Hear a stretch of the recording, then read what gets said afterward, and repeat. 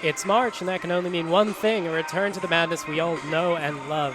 Here we have the opening round of the Division III NCAA tournament. Today's matchup will be the Franklin and Marshall Diplomats against the Skidmore Thoroughbreds. My name's Charlie Driver. I'm alongside my colleague Tom, and we're going to take you through this game today between two great teams that have both had outstanding regular seasons and outstanding conference championships en route to this point. The Diplomats enter the game 22-5, having won the Centennial Conference, and the Skidmore Thoroughbreds enter the game 18-8, having won their Liberty League. And these teams meet in the hallowed halls of Cousins Gymnasium, usually home to the Tufts Jumbos, who will play later in the second matchup of this bracket. But in the meantime, our focus is on this game. Tom, what do you think we have ahead? Well, I think we're going to see a really hotly contested game here. The great thing about the NCAA tournament is that the teams have usually never faced each other before, barring later in the rounds conference rematches. So we're going to see an interesting start to the game and probably look at how the teams are going to adjust to what they get from the flow of play. And I would say if we're looking at keys to the game here, I would say definitely the matchups, the head-to-head matchups between the two sets of stars for both teams. We have Brandon Federici and Edvinas Rupkis, the two guards for the teams coming in. They're both 6'4". Rupkis, the freshman for the Thoroughbreds, was the Liberty League Rookie of the Year, and he made first-team All-Conference and was on the All-Rookie team. And Federici was the reigning Rookie of the Year in the Centennial Conference and has made All-Centennial Conference 2 years in a row. So we're really looking forward to seeing the matchup here if the two do end up matching up against one another. And it should be mentioned for Brandon Federici, he currently has, in his little under 2 years with this Diplomats team, he has 963 points scored. And if he can get to 1,000, he will be the youngest player to do it for Franklin and Marshall. Meanwhile, we have another matchup, don't we, Tom, that's an important That's thing. right. The big men down low, we have Cedric Mounet and Eric Sanders, the two senior forwards for the Diplomats and Thoroughbreds, respectively, both anchoring the post game for their teams. It'll be interesting. The two will likely match up on one another. It'll be interesting to see. Mounet is the Centennial Conference's MVP this year, and it's going to be really interesting to see how they adjust to each other's play style. Mounet grew up in Cameroon, I believe, Cameroon. In Douala. Yeah, Douala, Cameroon, and only played 2 years of high school basketball before coming to Franklin and Marshall. And Sanders, more established, played in high school and everything like that. But the two big men, we'll see them banging bodies down low. Really intriguing matchup. And those two similarities for Mounet and Sanders and then Federici and Rupkis kind of play into the fact that Skidmore and Franklin and Marshall on paper are two very similar teams, as we see Rupkis right there. Both teams are averaging around 70 points per game. They're shooting a similar amount, around 44% from the field. Although the edge does go to Franklin and Marshall on the three-point shooting. But in general, these stat lines are very similar, so we should see two teams try and play the same style of basketball, and whoever can pull that off better and stop the other team from doing so will emerge as the winner and go on to play in the game tomorrow night, which is at 7, also on JumboCast. And so we have about a minute now before we get to the national anthem and the starting lineup. So any final words before that, Tom? I don't think so. I think that just about covers it. I think we're really looking forward to seeing a great game, and I think it'll be a test of wits between the two coaches, who can adjust better, who can adapt to the play style, and who really dictates the game, I think is what it comes down to here. Yeah, and we'll see whether Glenn Robinson, the 47th year coach out of Franklin and Marshall, or Joe Burke, the five-season veteran of the Thoroughbreds, will have the better game plan going into now. So we're going to take a break as you can watch through the national anthems, and we'll return to give you the starting lineups in just a moment. Stay with us.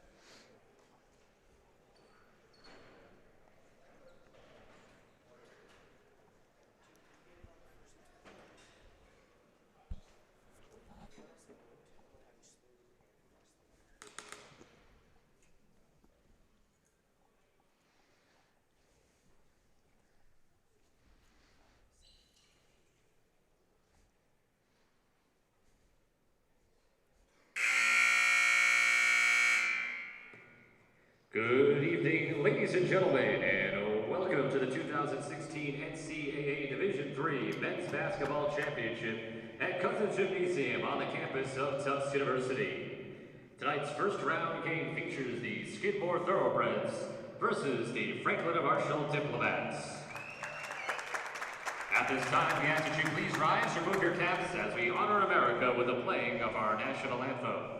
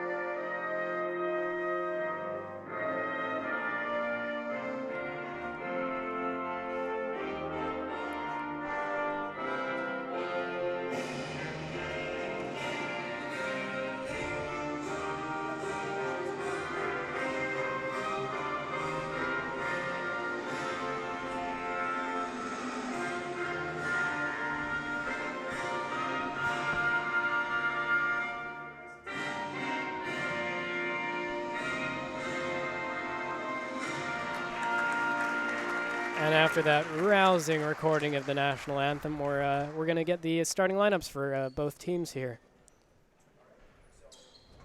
And now let's begin tonight's starting lineups. And we'll start with Skidmore. Freshman guard from Lithuania, number 10, Edvinas Rupkis. There's Edvinas Rupkis, who we talked about just a moment ago. 6-foot sophomore guard from Greenwich, Connecticut. Now for Franklin. Matthew Tate for Franklin and Marshall, the guard. For Skidmore, a 6'8" sophomore guard from Albany, New York, number 11, Marcus Jackson. Marcus Jackson, the center from Albany. From Morganville, New Jersey, number 5, Brandon Federici. Brandon Federici, who again we spoke about earlier for Diplomats. 6'4" freshman guard from Haslett, New Jersey, number 14, Jack Byrne. Jack Byrne for the Thoroughbreds. 6'2" junior guard from Greenwich, Connecticut, number 10, Hunter Eggers. There's Hunter Eggers, the junior. For Skidmore, a 6'2" freshman guard from Princeton, New Jersey, number 21, Chase Taw. Chase Taw. For Franklin and Marshall, a 6'7" senior forward from the Cameroon, number 22, Cedric Monet. Cedric Monet, the big man and MVP of the Centennial Conference. From New York, number 32, Eric Sanders. And Eric Sanders, the other big man, his opposite number. A 6'6" sophomore forward from Forest Hill, Maryland, number 34, Lionel Owana. And finally, Lionel Owana. The Skidmore head coach is Joe Burke. The assistant coaches are Ray Crossman and Matt Shannon. The Franklin and Marshall head coach As we see the Skidmore huddle here, interesting to see how Skidmore not straying away from a lot of youth in their starting lineup. We'll see how that plays against the Diplomats' more experienced lineup. They have had success in the past, Tom. Obviously, Edvinas Rupkis, the Rookie of the Year. But then again, this is the big dance, and we'll see whether that success from the regular season and the Liberty League tournament can translate now into the NCAA tournament. That's right, the intensity and the emotion is really kicked up a notch tonight, and in every game going forward. You know, even in the conference tournaments, a team like Franklin and Marshall, even if they lost the conference tournament, could probably guarantee they were going to make the big dance. But here it's win and go home, or lose and go home. So they've got a lot to play for. And there, in addition to the experience in terms of years played, there's a dearth of experience here for the Franklin and Marshall Diplomats in the NCAA tournament compared to the Thoroughbreds. The Thoroughbreds have only played 4 games here, and this is their 4th appearance. Meanwhile, this is the 24th appearance for the Diplomats here under Coach Glenn Robinson, and overall, they had one before Robinson took over, but in those 47 years, they've made this tournament 23 times, so they're no strangers to the biggest of stages. And we'll get the tip-off right here. Sanders jumping a bit early, but still wins the tip. Recovered there by Federici.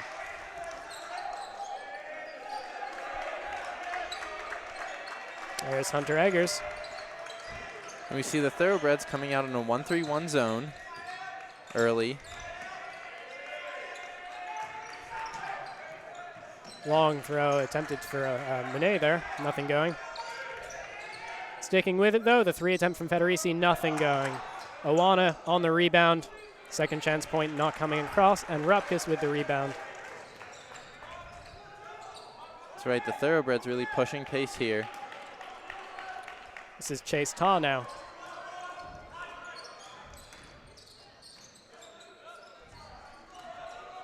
As we see the Diplomats coming out in a man look. Eric Sanders drives, but he'll get rejected there by Owana.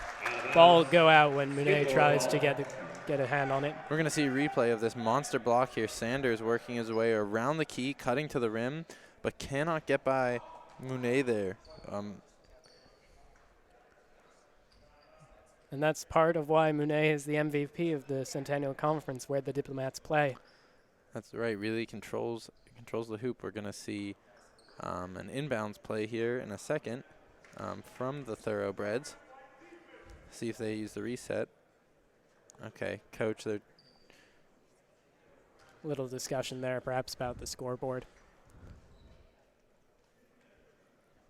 So after a pretty feisty back and forth there, a little lull in the game as the referees tried to sort something out with the Tufts athletic staff. That's right. The Tufts athletic staff should be used to high level expectations here, but just taking a moment here.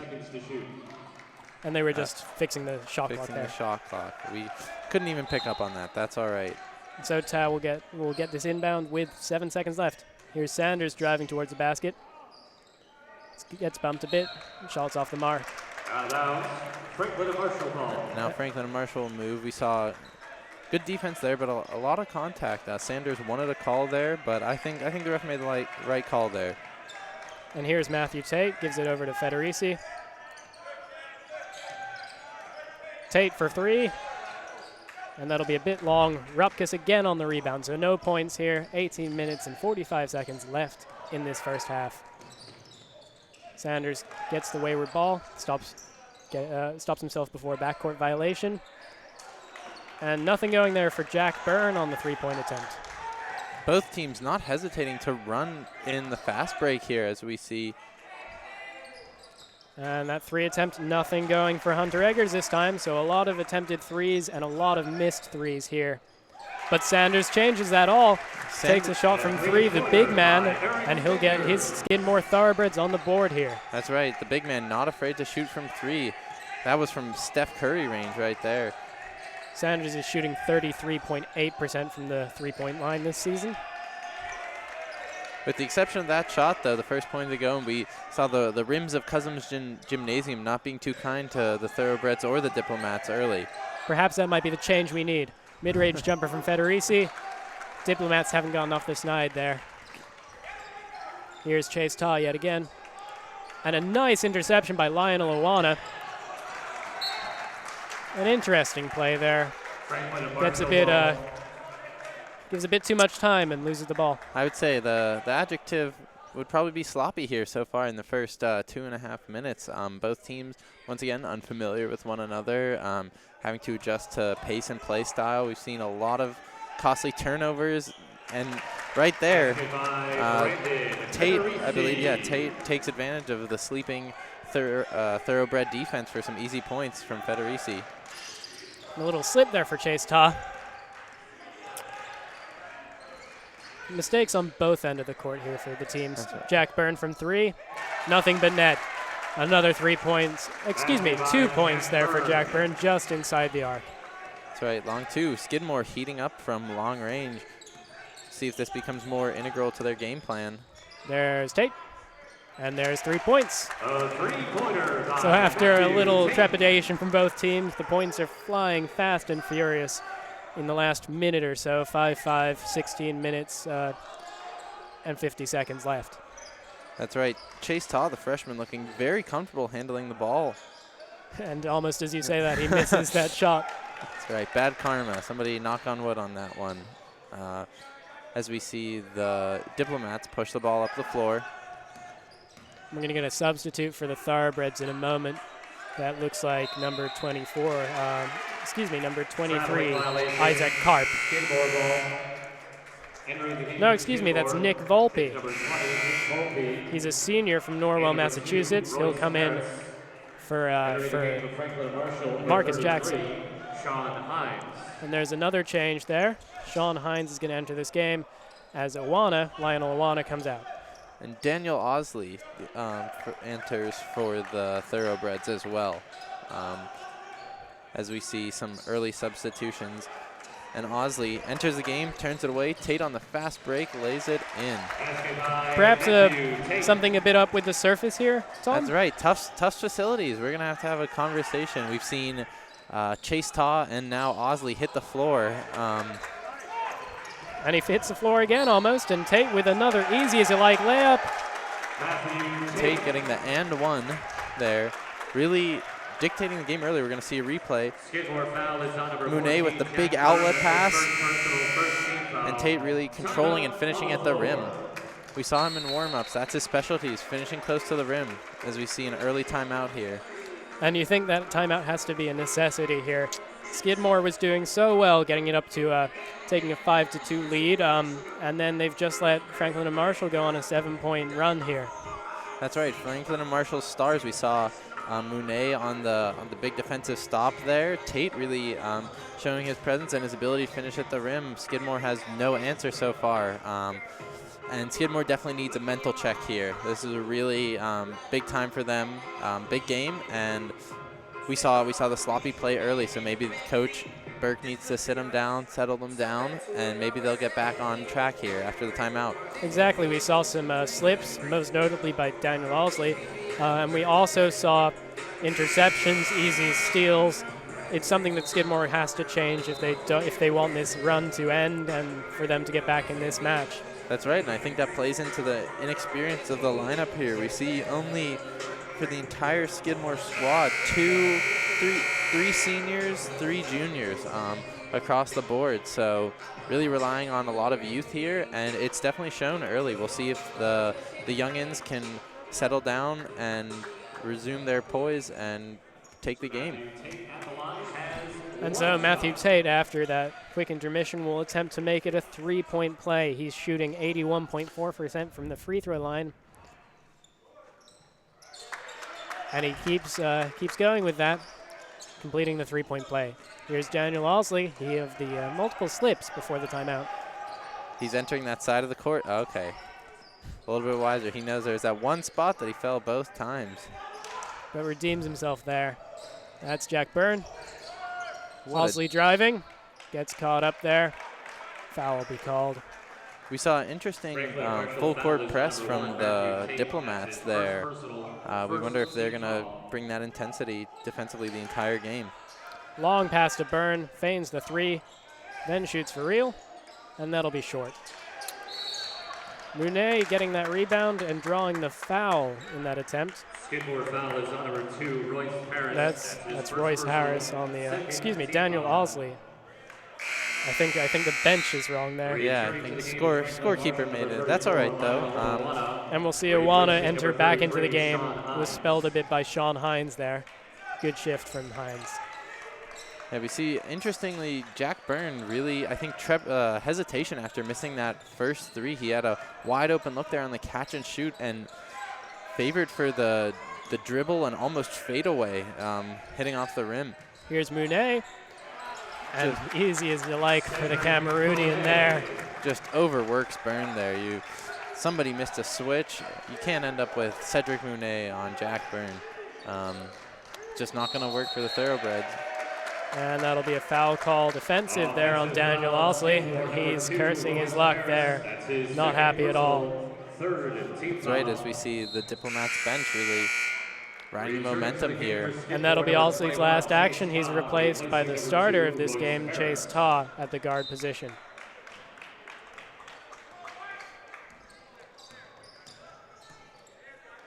Here's Hunter Eggers, a sophomore from Greenwich, Connecticut.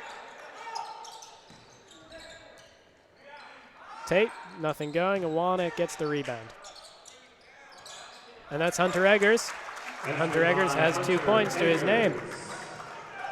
That's right. It's interesting to see for the bigs for Franklin and Marshall. We have Sanders on the floor and I believe Nick Volber, Marcus Jackson still, and Marcus Jackson checked out of the game. Marcus Jackson. But Volpe took his place. Volpe took his place, and we still see Jack Byrne in one-on-ones in the paint against Monet. That time on Awana. That's just not going to work for the Thoroughbreds. Long range 2 from Ta, nothing going. Rebound Awana. Yes, the timeout really did not benefit the Thoroughbreds there. It might have benefited Hunter Eggers, though. There's a defensive foul against Sanders, who can't believe it. Eggers there had a clear-cut path, lane big enough to drive a truck through there to get to the basket. And that's going to be coming in for the Diplomats, Jared Wright for Tate, and exiting is number 14, Jack Byrne for Skidmore, to be replaced by, as I scan the court, number 31, Jack Morrow. And there's Morrow now. Gives it over to his teammate Sanders.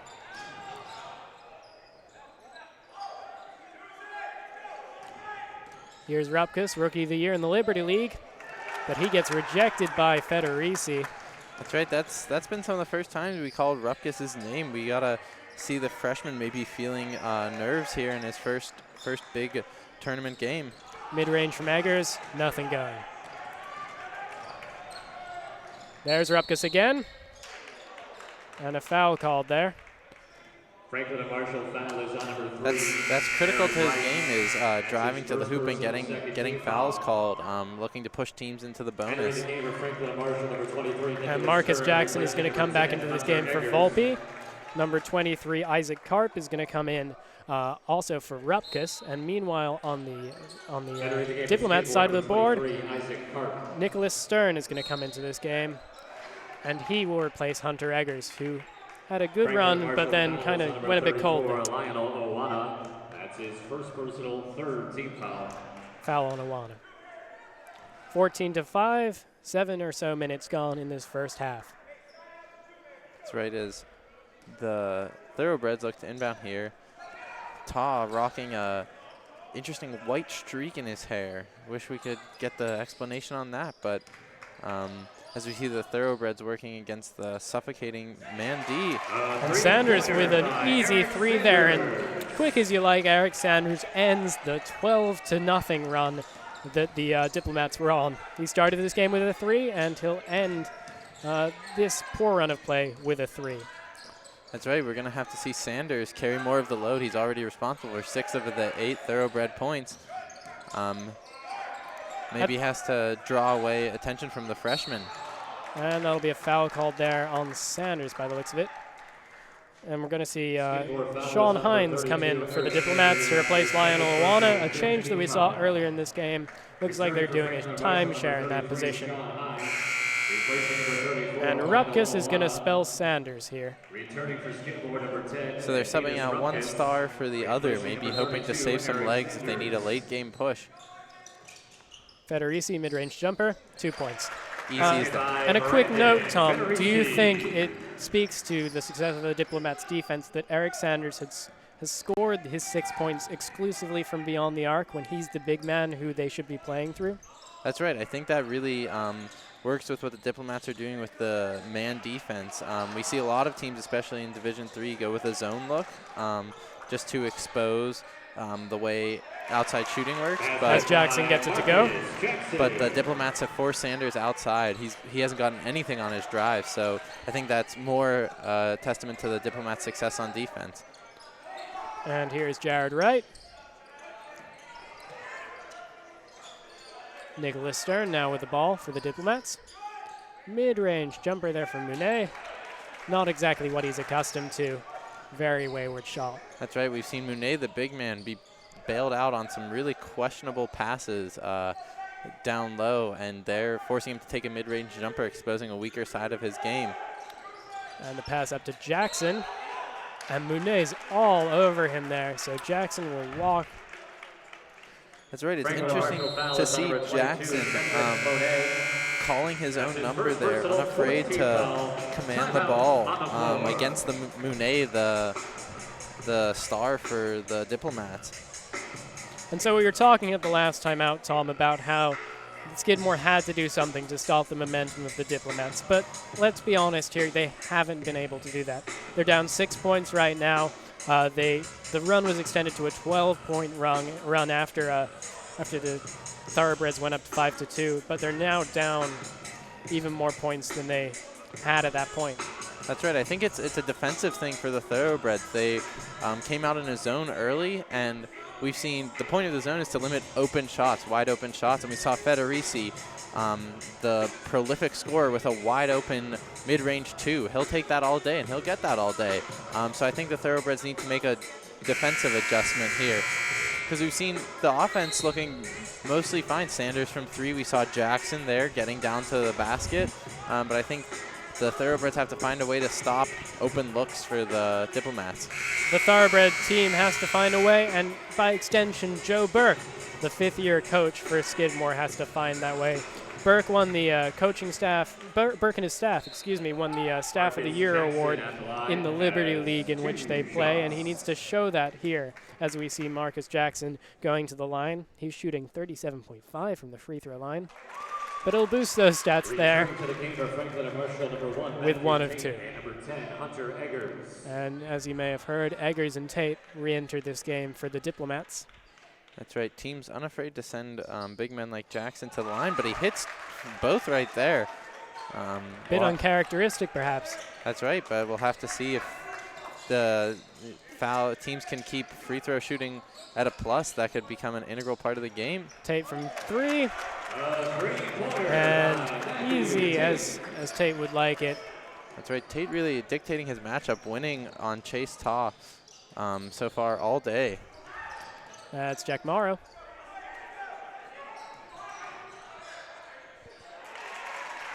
Basket by Edwinus Rupkis. That's right. We see Rupkis using the power of the man bun there to get to the basket and get 2 points. Keep the game tight here. There's Tate again. There's number 23, Nicholas Stern. Monet surrounded by 3 men, but he'll get out of it. And that's Stern. Then Eggers. And Jackson winds up with the ball. Eggers really showing a lot of nerves. Somehow no one on the Thoroughbreds was able to box out, and Eggers got straight to the basket for the rebound. Long attempt by Karp, and a miss. Yeah, we saw Eggers there get straight for the rebound, up for a putback. Could not make it go. Ultimately turned it back over to the Thoroughbreds. Jackson on the rebound. Jackson, one of the biggest players on this court, and he's really showing that with his height. He's 6'8", and he's getting all of the rebounds in that defensive area right now. That's right. He's working really well against Monet. We saw him take advantage of the slip-up offensively. They're winning a defensive matchup. And that'll be a foul there on Tate, who will now exit the game to be replaced by number 3, Jared Wright. Meanwhile, for the Thoroughbreds, Volpe comes onto the floor. Aussie comes onto the floor. And also, in addition, number 4, Martin Podolski, comes on. That's right. It'll be interesting to see if maybe the Thoroughbreds bring Sanders and Jackson and run maybe a bigger lineup and try to work Monet and Owana and the other Diplomats bigs. But at the same time, they're both on the bench. Here's Rupkis. Little scrum there, and coming up with it is the Diplomat, number 33, Sean Hines. I think we have a jump ball on that, so it's going to stay with the Thoroughbreds there. Excuse me. That's okay. Yeah, it was really scrapping there. It looked like the Diplomats came up with it, but Rupkis was able to claw his way in there and retain possession. Jump ball, possession arrow with Skidmore. And Rupkis will take this inbounds after earning his team that jump ball. We'll see Olsey here really working the time on the shot clock, getting it down to 10 seconds before moving at all. And the countdown has started from the Skidmore bench as rushing to the basket and being rejected by Hunter Eggers is Isaac Karp. Able to draw a foul there. He will shoot. And we see Franklin and Marshall here with 6 fouls. This can become very important with 9 minutes to play if they enter the bonus. And here's Isaac Karp. He'll make the first one. That's right, Karp, the regional project from Wenham, Massachusetts. Love to see the Massachusetts representation here at Cousins Gymnasium. And Awana will replace his countryman Monet, both of them Cameroonians. And we'll see, I believe, yeah, Awana bringing a little bit more weight than Monet. We'll see if that works to the Diplomats' favor. And here's Federici. And that will be an offensive foul called on Brandon Federici, number 5. Excuse me, Jared Wright. And we see Skidmore with a chance here to close the gap, only down 3. We saw the beginning of the game. They were down 7, 9 points at the beginning of the game. Big chance to earn it back here. And here's Alsley. And there's 2 points, so now it's a 1-point game here. That's right, and like we said before, we're not calling Rupkis's name since the beginning, Sanders' name a lot. The more role players for the Thoroughbreds really earning their keep here. And a long-range shot from Hunter Eggers. Nothing going, but he'll draw a foul. Skidmore foul is on number 10 and Penis Rupkis. That's a foul on Rupkis, the Lithuanian. That's right. The Thoroughbreds would love to keep Rupkis and Sanders out of foul trouble, but Eggers here going to the line for 3 shots. He's shooting 59.6. Make that closer to 60. He makes the first one.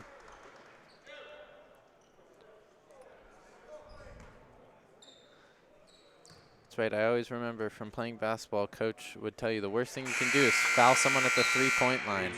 Three free shots, almost guaranteeing at least 1-2 points. We'll see if Eggers can complete the 3-point play here. As Monet, comes into the game for Hines.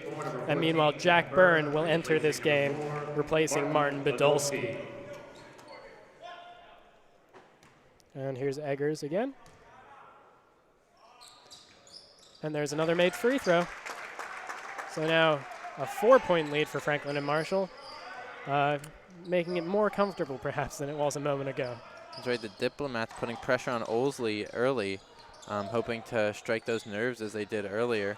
Long pass up to Byrne, dishes it out to Olsley. Olsley driving to the basket, and Cedric Monet with the rejection. Cedric Monet says Cedric Muno. Byrne there really showing the hesitation, dishing it. Oh. And that'll be a foul called there. Olsley hacking at Monet there.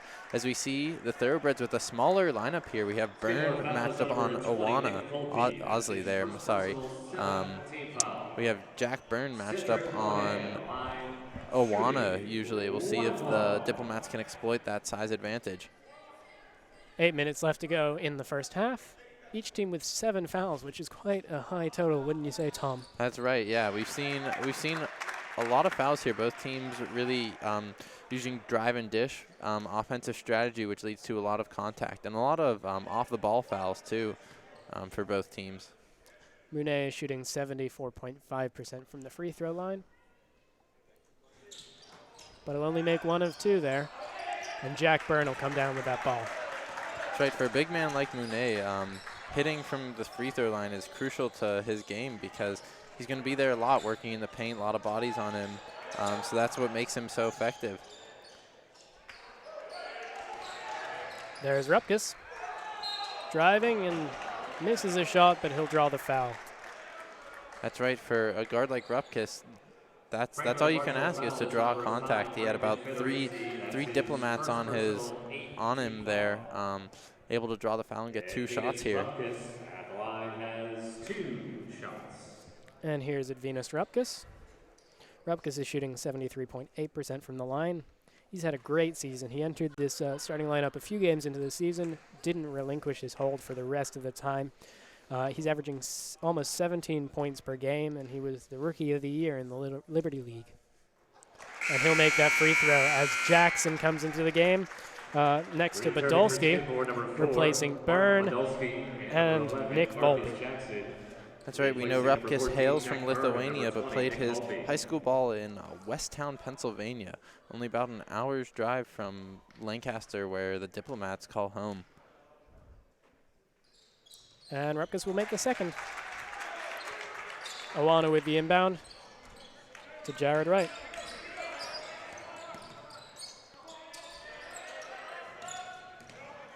Here's Hunter Eggers. Gives it over to his teammate Federici. Eggers makes a move. A little underthrown there. Eggers just cannot get anything to go this evening. And neither there can Monet. Eggers, we've seen a lot of good movement. We've seen him getting in open positions to shoot, but he just hasn't had that end product. As Osley bites the dust. Osley hits the floor yet again. And Rupkis can complete the three after that. Steal there from Wright, but that'll end up with a jump ball. Jump ball with control going to the Diplomats, I believe, there. Yeah. And we'll see a timeout here. 23-20, Franklin and Marshall, 7 minutes to go. Women's first round scoreboard update. And the Tufts University Jumbos lead reaches keep tuned in at the end of this half, because we'll have a halftime show for you. Tom and I will be answering your questions if you tweet us at Tufts JumboCast. We love to answer your tweets, and we'll do what we can to help solve any problems, give life advice, anything really. That's right. Ask us about the game. Ask us about ourselves, the staff, the crew, Cousins Gymnasium, why it's so slippery. Hit us with what you got at Tufts JumboCast. For sure, send your tweets in, and we'd love to answer your questions to the best of our abilities. And speaking of the slippery floor, I just noticed the towel boy is cleaning the floor over there. There we are. He was cleaning the floor, and he didn't actually even go close to where Osley was. That's right. We see the Swiffer setup here. Oh, as we see the two of us here. Wave to the camera, Charlie. Oh, that's not us. All right. Well, as we see the Swiffer setup cleaning up the paint, but not going outside the three-point arc where we've seen Osley and others slip up earlier in the game. So we'll see if that continues to be a factor. Really, I bet neither coach is very happy with that so far. And Jared Wright dishes it to Monet. Back to Monet. Monet to the basket. And Monet will get another 2 points on his stat line, getting closer and closer to his 15.9 points per game. That's right. That was like clockwork there. Federici dishing to Monet. You can only wonder how many times they've run that in practice. Osley, handoff to Edvinas Rupkis. And here we're seeing the Rupkis-Federici matchup that we've been salivating over since pregame. And that'll be a foul called on Rupkis. He won't be happy about that. As we see Burke hits the floor. Burke not afraid to let the refs know what's on his mind so far. In contrast to the seated Glenn Robinson, who has been having a more calm demeanor so far. We see the contrast in coaching styles. At the same time, you have to think that Glenn Robinson has seen it all. He's been coaching for 47 years. And as we'll discuss later, he's one of the most accomplished coaches in Division III, if not all of college basketball. That's right, as Rupkis draws contact there. And he'll head to the line here for the bonus. He'll go 1-1 here.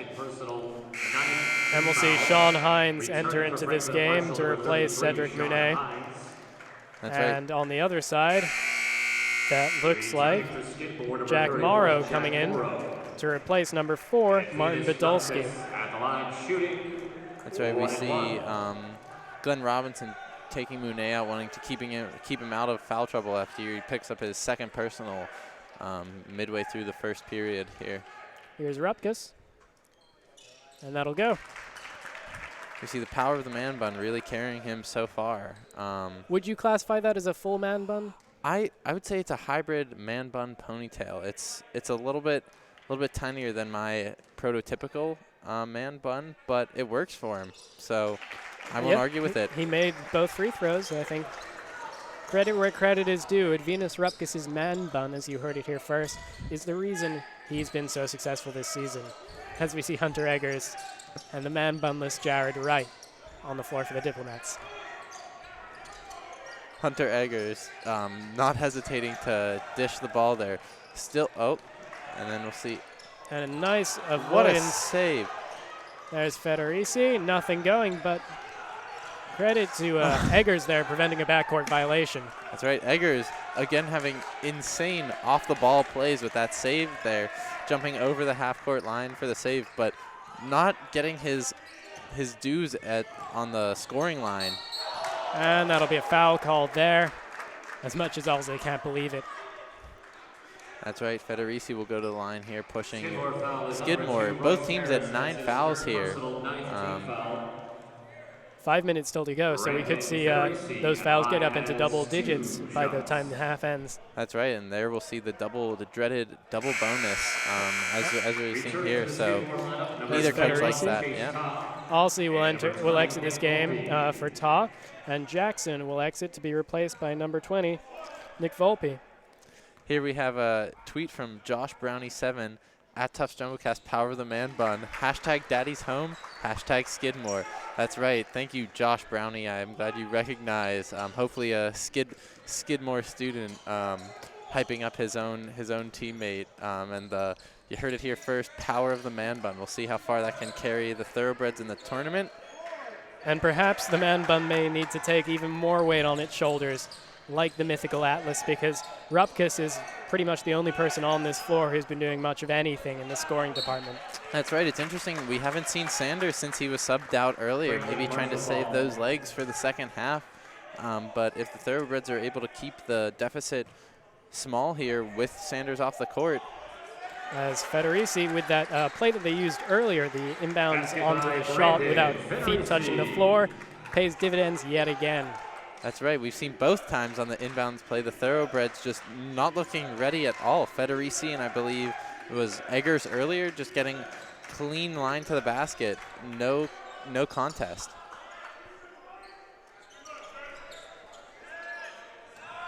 Here's Rupkus, 10 seconds and less on the shot clock. He'll take a three. Oh, and very short there. And that'll head out of bounds. Shot clock violation. We've got a sign there. Every Skidmore player is a noob, so some shade being thrown there from the Franklin and Marshall supporter. Making the big drive up, or the big horse and buggy ride up from Lancaster County. As we know, the residents of much of the Pennsylvania Amish here to trash talk the Skidmore team. And we'll see a timeout there. And maybe he's not exactly wrong. As we were discussing earlier, Skidmore is a very young team, and noob refers to your inexperience. That's right. Do you think we'll see a JumboCast acronym sign in the crowd at some point? One can only dream. So let's talk a little, Tom, about one of the biggest personalities in this game so far, and I'm talking obviously about 47th year coach Glenn Robinson of the Diplomats. Glenn Robinson is third nationally in wins in NCAA history with 912 behind Coach Krzyzewski at Duke and Herb McGee. He's had 20 win seasons out of the last 26.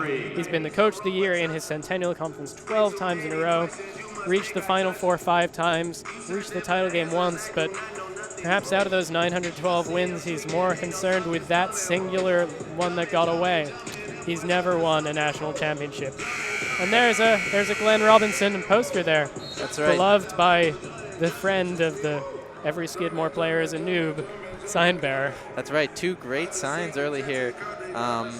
And we see Glenn Robinson, not to be confused with the former Milwaukee Bucks star of the NBA. That's right, we're going to see if he can capture an NCAA title here. 47 years and no gold to reward him. So you have to think, how long can the fire rest? Here's Federici from 3, and a lot of success for Brandon Federici off of inbounds passes today. That's right. I think that's a testament to the inexperience of Skidmore, their quote-unquote noob-ishness there. And that'll go out off of Federici. That's right. We've seen a lot of open looks on the inbounds plays. And here's Eric Sanders again. He's going to come in for number 23, Isaac Karp. That's right, and in a flash, we almost didn't even see it on our own scoreboard. Franklin and Marshall pushing the gap to 10 points. A bit of a mistake there, but Sanders will pick it up in the back court and take it to the line. The non-conventional from the baseline, have your inbounds pass go past the half-court line. Completely legal, but unheard of. Ta, three-point attempt, air ball. Oh, and what a picture of Sanders there. Can we get a camera on that, Bobby?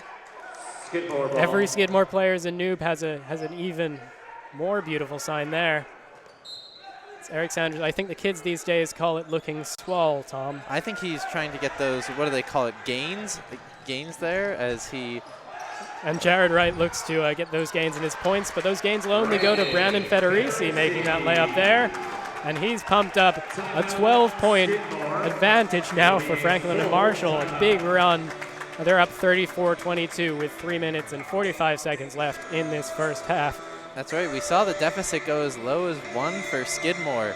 And Franklin and Marshall just coming out with the intensity, hopefully boosted by the signs of the lovely Diplomats fans here. As we see the Skidmore fans, the relatively signless Skidmore fans. I think I saw one earlier in this game, but it's nothing compared to full-size pictures of Eric Sanders. That's right. Isn't Skidmore supposed to be an art school or something like that? I thought we'd see a little bit better production. Franklin and Marshall leading the game and by far leading the sign game, which we know is ultimately more important than the final score here. To be fair, though, neither of these teams would necessarily have the same amount of support as they would if we took this to Skidmore in Saratoga or if we took this to Lancaster County for Franklin and Marshall, because obviously we're playing in Medford, Massachusetts. And a reminder, tweet your questions at Tufts JumboCast. If you have questions about TUPD, tweet them at Tufts JumboCast. If you have questions about what does getting swole mean, ask us. Resident slang experts, Charlie Driver and Tom Jasanowski here. And Eric Sanders on the ball now. And those arms will help him propel the ball all the way to the net, but he won't be able to make that one. That's right. We saw Wanu on the ground there for a while. Jackson able to clean up the offensive rebound and then gets jumped on. That's his first personal 10th team foul. And that'll be the 10th team foul for the Diplomats here. 2 shots. Here's Marcus Jackson. We saw him make 2 earlier despite his 34% average from the line. And that's a bit more true to form. I was going to say he's closing in on that average again. That was a rough brick there for Jackson, but we'll see if he can try to close the gap here. And he'll get another shot here. We get a great shot of Chase Taw's white streak. And he'll make 1 of 2, so a bit of a regression, but still an admirable effort there. And we see Sanders come out of the game to be replaced by Isaac Karp, whom he in turn had replaced before. That's right. Interesting budgeting of Sanders' minutes here. We only saw him for about a minute and change there. Gotta wonder, he's one of the stars of the team. Maybe something injury bug, something sick. Didn't like what they served at the WIC today. We'll have to see. What happens we'll have to see what happens in the second half. Federici driving, guarded by Rupkus. Neither of them will win the war, though. And Jared Wright will follow up to be rejected by Jackson, but a foul is called, much to the disbelief of Joe Burke, the coach, straddling the touchline and the court. That's right, Jackson. We saw loud body contact there. The diminutive Jackson, Wright on Jackson there as he'll go to the line for 2. We're going to see Byrne and Sanders come into this game for Skidmore in just a moment as Wright misses his first. And coming off will be number 31, Jack Morrow, and number 23, Isaac Karp. That's right. As we see both teams with 10 fouls, foul shooting becomes all the more important here at the end of these halves in the Division III game. Sanders, quick pass up to Ta. Back to the big man, but he can't get it to go there. So we talked up Eric Sanders a lot before this game, Tom, as I so rudely interrupt you. But the real big man that's had any success for Skidmore has been Marcus Jackson. That's right. We've seen Marcus Jackson winning matchups against Monet, something that we were not prepared for at the beginning of the game. He really uses the rec specs advantage going for the Kareem Abdul-Jabbar look. I think that's probably what's powering him as he bodies up with Awanu down low, just taking control, he's got a little extra weight to him. Not as mobile as Monet. And nothing going there for right. And you know what they say, you have to see the ball in order to be able to shoot the ball. And you have to see the ball in order to be the ball is something that they also say. Unheralded advice there, but we'll see the Diplomats here get another chance for an inbound play. We'll see if Skidmore can actually defend this one. Not to Federici this time, but to Eggers. But it'll get to him in time, and Federici from an inbound makes no mistakes, and that'll be another 2 points for him. 13-point gap here. Franklin and Marshall with 36 points to Skidmore's 23. A little under 2 minutes left in the first half. That's right. Chase Taw pass off of Lionel Awana's calf. That's right. Chase Taw, the freshman, making a mental error there as now Franklin Marshall will go to the line again. Federici, yet again, here we have a replay. Eggers driving up the floor. Brandon Federici on the line has 2 We see shots. Sanders picked up the foul there, which could become important as the game goes on, as we saw 3 Skidmore players on Federici there. It'll be interesting to see that Sanders got the call. Returning for Skidmore, number 23. And we'll see Isaac Karp come into this game. And Eric Sanders will check out again. Really limiting his minutes here is Joe Burke. Karp here will now take this inbound and gives it off to his teammate Chase Taw.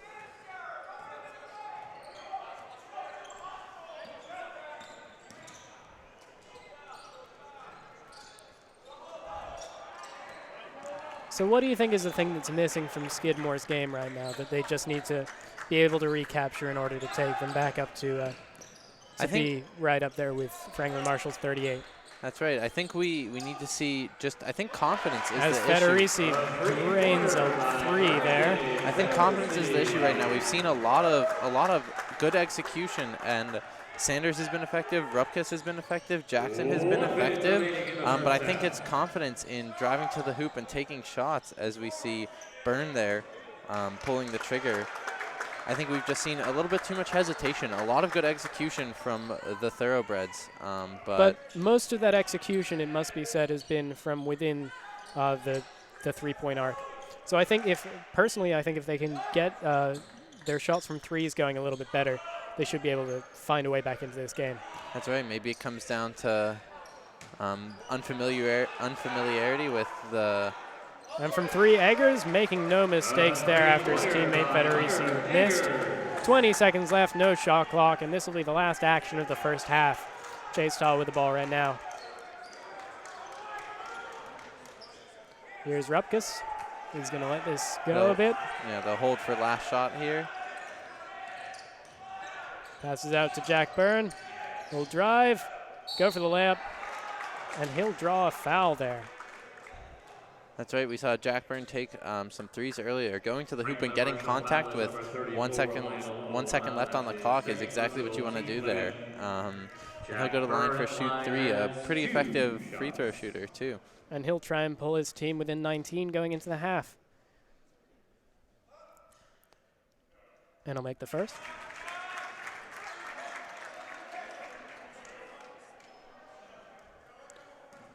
And the second.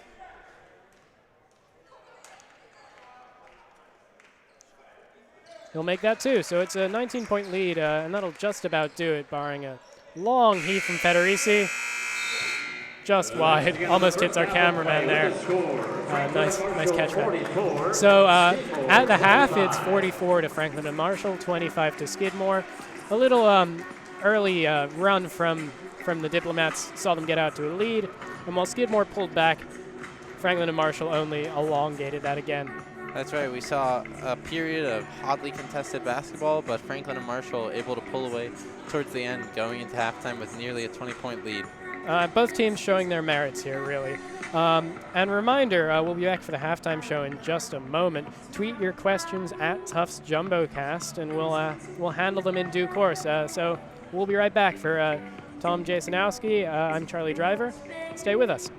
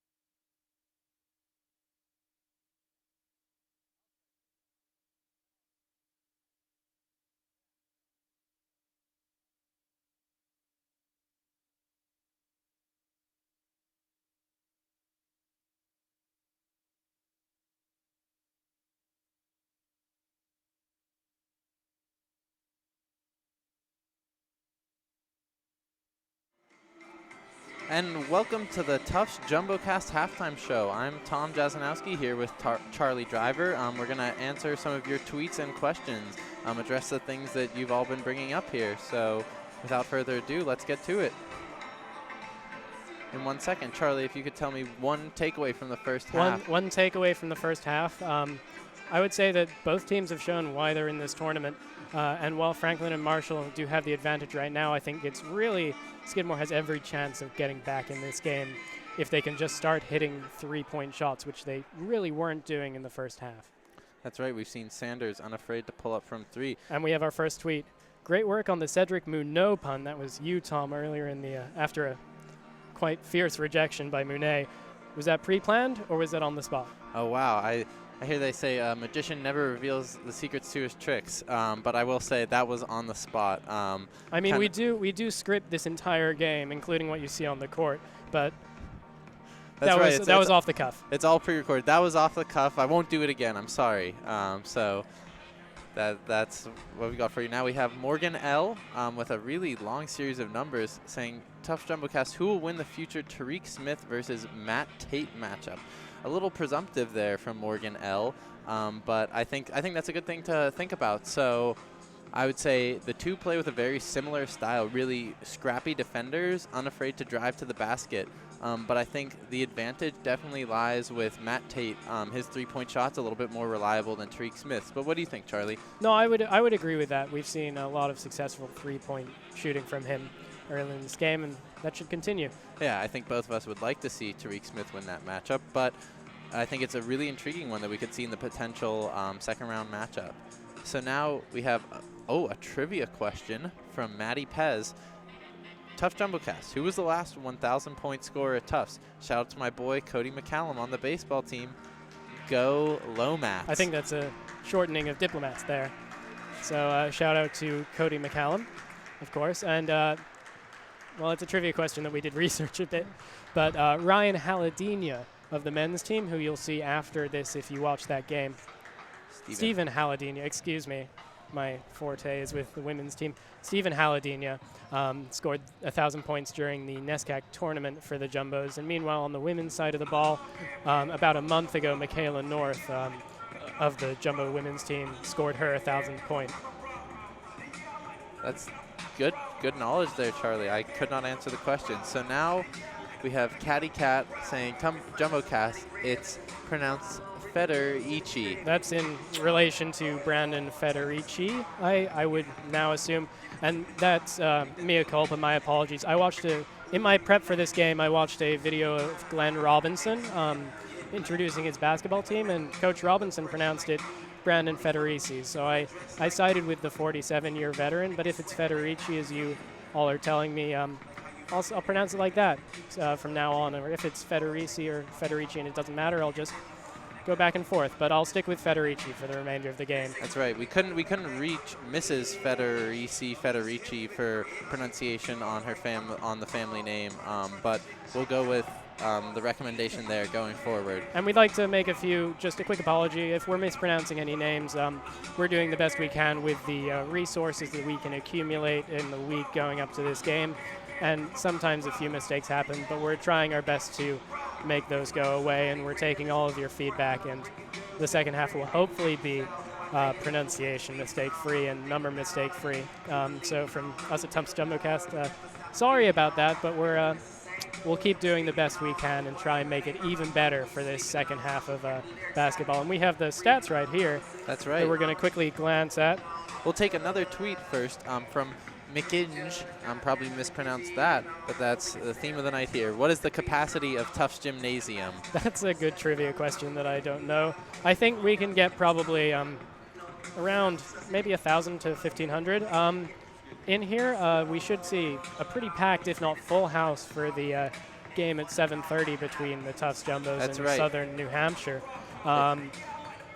But it's an old gymnasium, Cousin Gymnasium. It's one filled with history. There's been a lot of successful Tufts basketball teams in this space, and it's kind of a beautiful place to play basketball. I remember coming here as a prospective student and thinking, wow, this basketball court's really cool.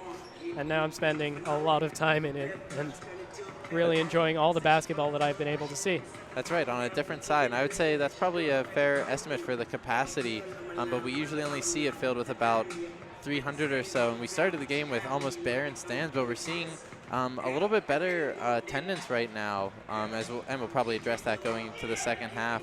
And we've had some lively fans as well, despite the small numbers. Obviously, the Skidmore students with the wonderful signs, the all Skidmore, every Skidmore player is a noob.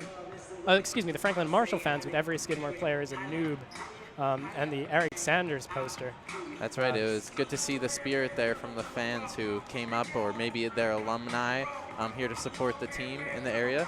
So here we'll look at first half stats. And as I was saying, Tom, yeah. immediately looking at this, the three-point shooting for this Skidmore team has been 2 for 12 from beyond the arc, which is something that we saw time and again. They were just missing opportunities for open threes. And if they can improve that, they can get back from this 19-point deficit that they face at halftime. That's right. I think definitely where Skidmore could really play to their advantage. We saw their free throw percentage. Wow, tongue twister there. Skidmore only missed one free throw the entire first half, shooting 91% clip.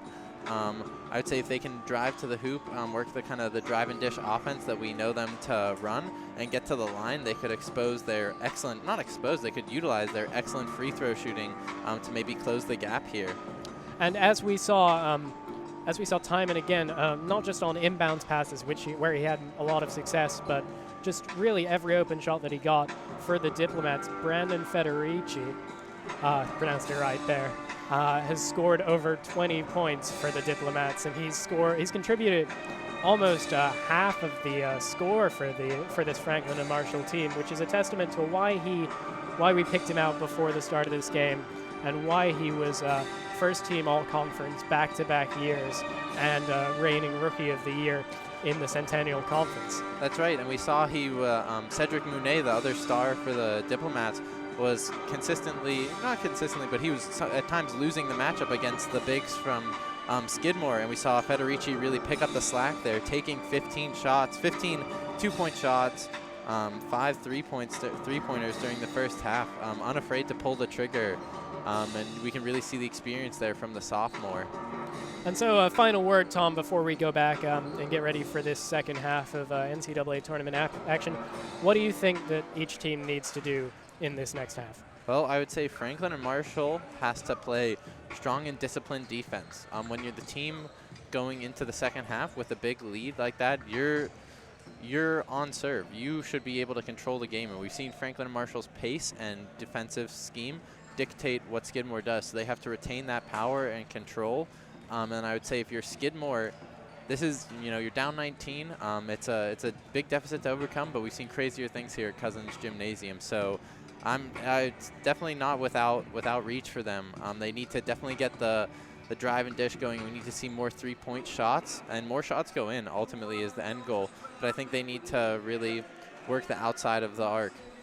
That's very true. I think at the outside of the arc, and just if they can shoot well from the field, then they will be able to get back into this game. And if they can play disciplined defense for both the Diplomats and Skidmore, if Skidmore can defend Brandon Federici and stop him from racking up the points again and again and again, like we saw him in this first half, they can get back in this game. But I think regardless of where it stands right now, we have a really exciting second half of basketball between two very strong teams. And so for Tom Jazanowski and Charlie Driver, we'll be right back in a moment for the second half. Please stay with us and keep tweeting us your questions at Tufts JumboCast. We'll take some during the second half. If we're pronouncing something wrong, let us know and we'll change it. Brandon Federici and the rest of them will be eternally grateful for our lack of butchered names. Thanks. Stay with us.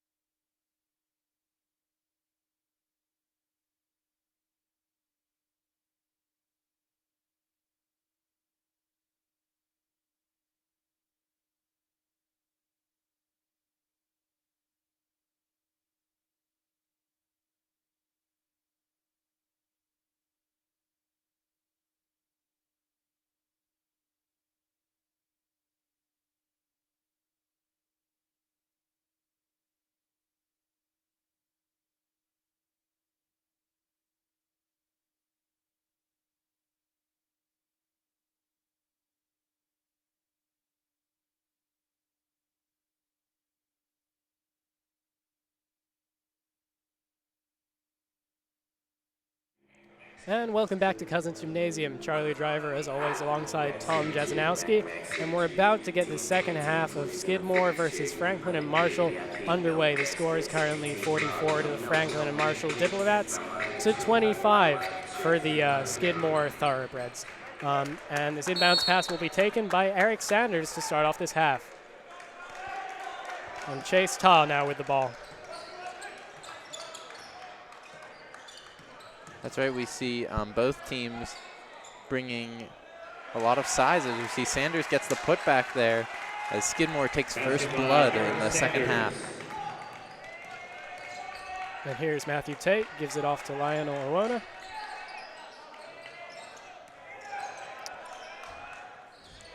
Tate again. There's Federici. Tipped out by Rupkus there.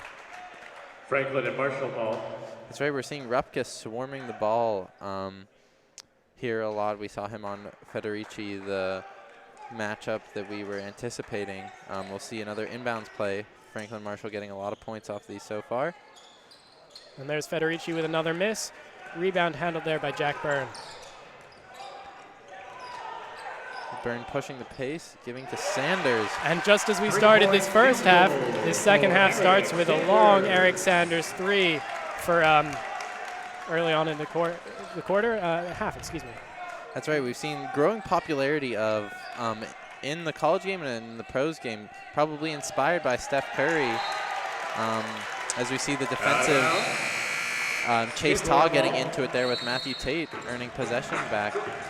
As we see an early timeout from Franklin and Marshall. Yeah, perhaps thrown on the back foot by a very lively Skidmore start to this half. Already coming in within 14 now on a 5-0 streak. We knew Skidmore needed energy to start the half, and that's exactly what they brought. And if you look at the Skidmore huddle right now, Edvinas Rupkus is really feeling it, jumping around, filled with energy that he's going to take out on the court and against this Franklin and Marshall defense. That's right. Maybe we'll see the contrast in coaching styles. Maybe Joe Burke gets his team more energized, whereas we know the reserved, quiet Glenn Robinson. As we see a fan spotlight here. Fan spotlight. Oh, there's the Tough Jumbos team, men's team, looking at their potential competitors for tomorrow as they size up the competition, licking their lips at what they could be facing. But obviously first they need to overcome Southern New Hampshire University, whom they play in this same space, also by us at JumboCast at 7:30. Here's Chase Ta. Sanders there making a beeline for the ball. Pulls it up. We see Eggers covering Sanders. There's Rupkus. A little tip out there from number 33. That's Sean Hines on the tip. Getting the call, yeah, we see Rupkus put the ball on the floor there. And we'll see Skidmore come with an inbound here. Franklin and Marshall foulist number 33, Sean Hines. That's his second personal first team foul. And there's Rupkus again, guarded by Munet and Federici.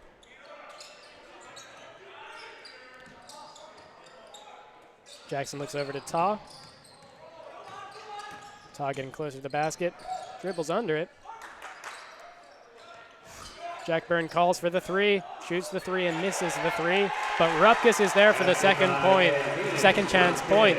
That's right, we heard Jack Byrne call for Marcus Jackson by name, and he got the ball, got the shot up. They were able to get the rebound and the second chance point, which we've seen Skidmore get more second chance points here, which is really important to their game.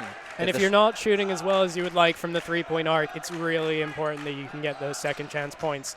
As we see Eggers go for the jump, leaps high, and a nice arcing shot goes right through the net. That's right, as we saw Munet hit the floor.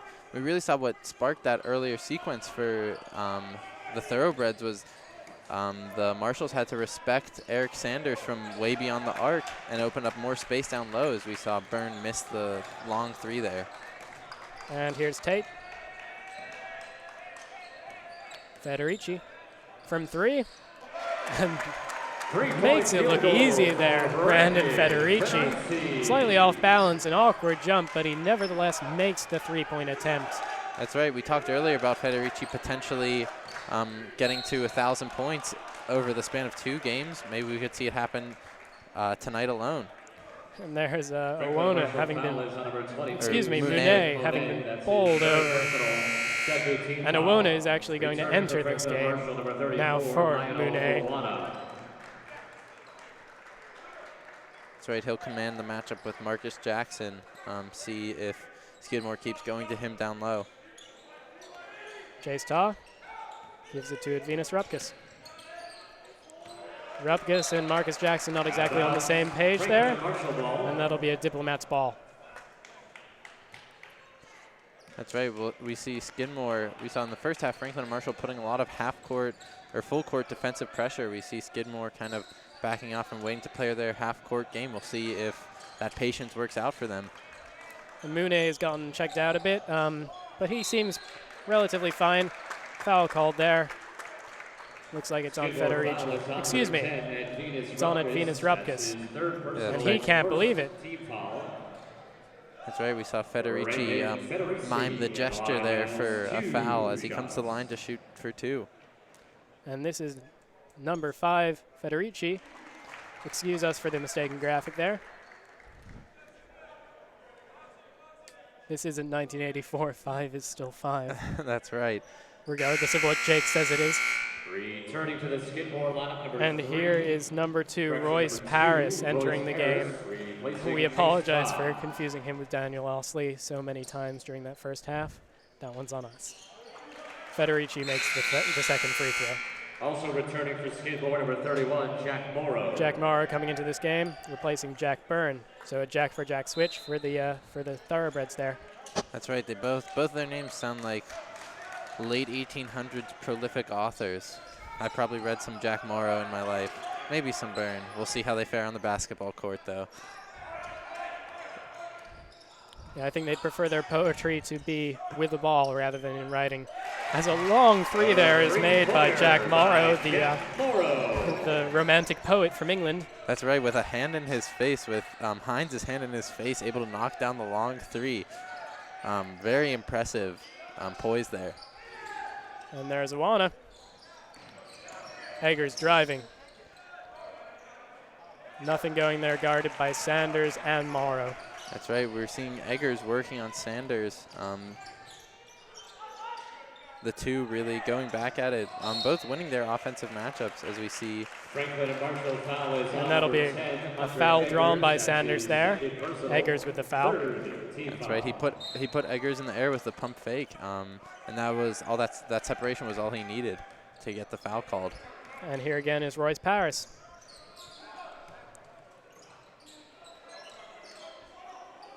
That's right, we see Sanders there calling the shots on the floor. And a little bobbling there. That was Sean Hines on the defense. And Skidmore will get the ball after this timeout. So a strong start to the second half for Skidmore, wouldn't you say, Tom? I would say. I think they definitely closed the back and they closed the gap and they're looking to be the more effective team. But we see Brandon Federici, the name we've been calling all night and the name we're going to keep calling for the Diplomats here. He's really been keeping them in the game here. And that's why you see, even though we're lauding praise on the Skidmore Thoroughbreds here, they still have only gotten 3 points back in this game. As we see some shots of some fans here, we believe, I think that's Southern New Hampshire, I believe. The Southern New Hampshire team also scouting out their Southern Vermont team there. Sorry, we don't even know who the Jumbos are playing later. Scouting out their potential second round matchup as well. I suppose we've been so engrossed in learning about Skidmore and Franklin and Marshall and preparing for this wonderful game of basketball.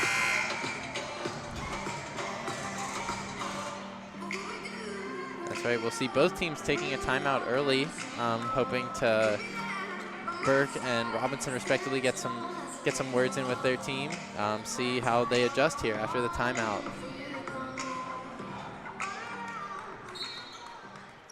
And here is Jack Morrow. Gives it there to Royce Paris.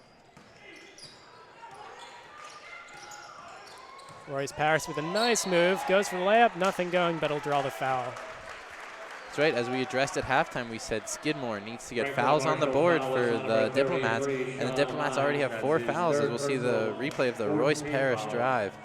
And try as he might, nothing going there for Nicholas Stern. That's right. He was looking like a Rolls-Royce Parrish there, driving to the hoop and getting the contact.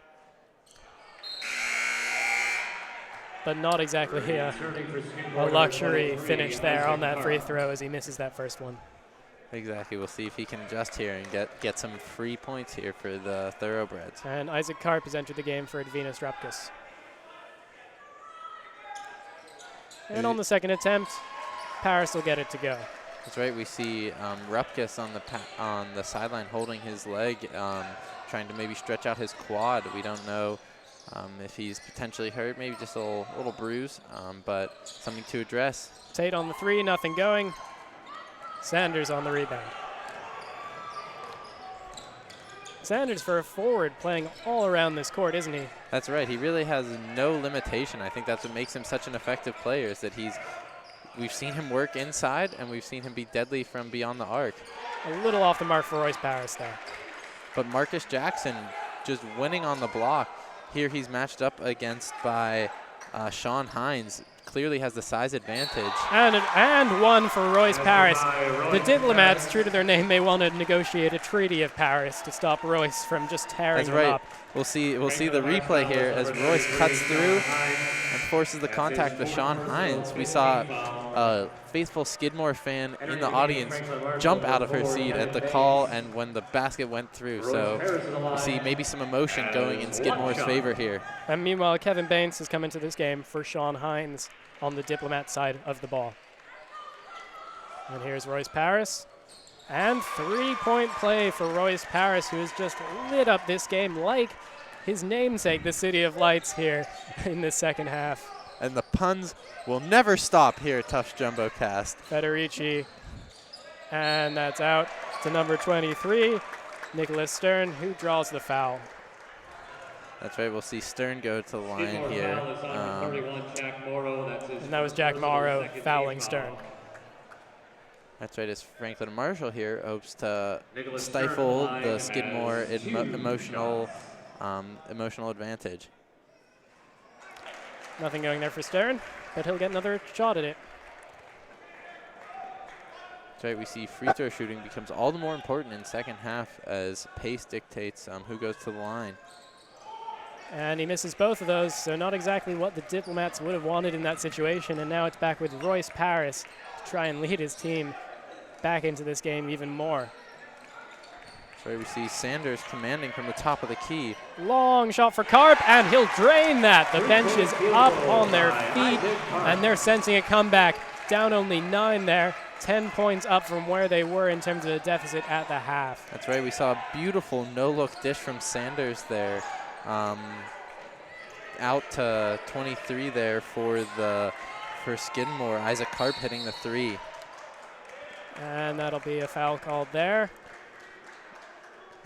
Diplomats foul is number 23, Isaac Karp. It's a foul on Karp, the substitute. Third team foul. Tate will take this inbound.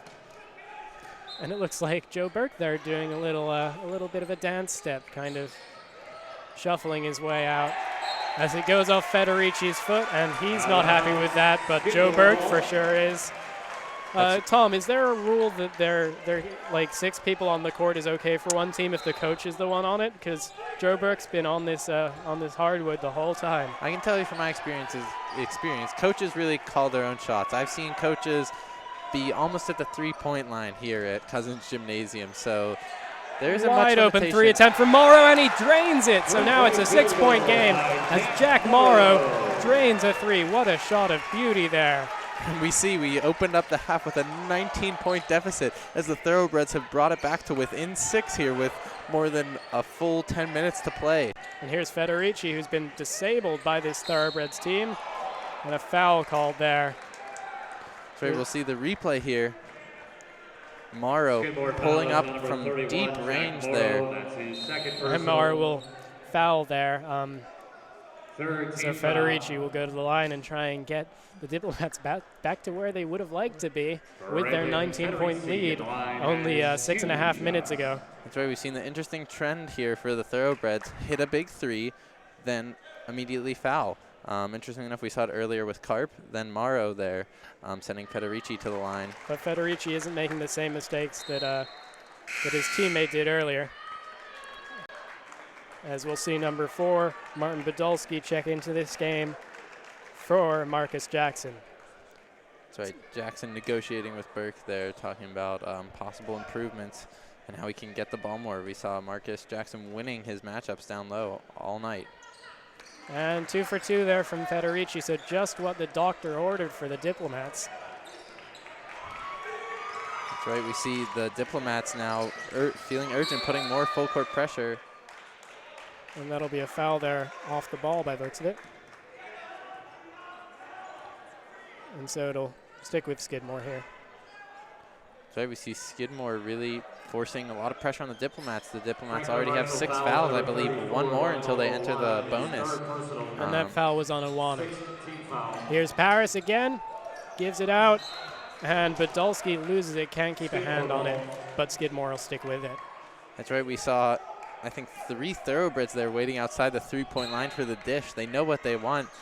Maybe we could have seen Sanders hit a backdoor cut there as Royce Parrish drew a lot of attention down low. And Paris sticking with it now, goes for the layup. Nothing going, but Podolski coming through with the rebound. No, excuse me, Paris came through with that. But an air ball there from Jack Maher was the worst thing that could have happened. Easily caught up by Iwana. But we saw really the effectiveness there of Royce Parris and and that one will go over the backboard. We saw Royce Parris playing exceptionally well as we see the dedicated Diplomats fan.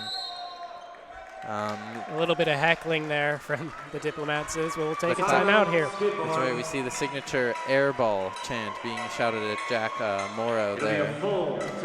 And you know, we spoke so much at halftime about three-point shooting, and we've seen some huge three-pointers from the Skidmore team, and that's what's gotten them within 8 so far. That's right, and I think the most interesting thing is that it hasn't been Sanders and it hasn't been Rupkis. Besides at the beginning of the half for Sanders, it's been Karp and Royce Parris. And Paris and hitting these big threes, and Morrow hitting the big threes to kind of propel this comeback. And I think maybe that's something that the Diplomats weren't expecting. And then here's Barney Pelty. The graphics engineer is a real MVP. Well, he may not be a specific graphics engineer, but he is an engineer here at Tufts. Jake Hellman, our director and technical maestro, really helping us out, making this stream run as well as it does, creating all these great graphics, incorporating your tweets. That's right. Maybe one day we'll get to hear the voice of Jake Hellman on JumboCast or get to see his face. But till then, he is a behind-the-scenes wizard. Sort of like the Wizard of Oz, but he's not fake. He's very real in his magic. Joe Burke is livid on the touchline there for that call. Could we see him we could see him get teed up here. Like he's given that ref an earful. We have to see more composure here from Burke, as he could put his team in jeopardy. But he's clearly upset with the calls being made on the floor. As we see Rupkis checks back in, the quad maybe not bothering him. And here's Rupkis to Sanders. Sanders keeping it in the front court. Sanders driving, Sanders to the basket, and he'll get a chance to make it a three-point play.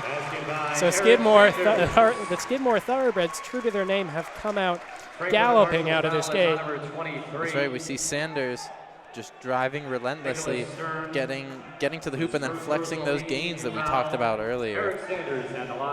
And you know, there's a saying in horse racing and racing in general that there's a rabbit who kind of opens up a great big lead as we see Sanders make that three-point play, but then fades near the end. Perhaps the Franklin and Marshall Diplomats for the first half were the rabbit of this game, jumping out big in front, but we'll have to see whether they can finish it off.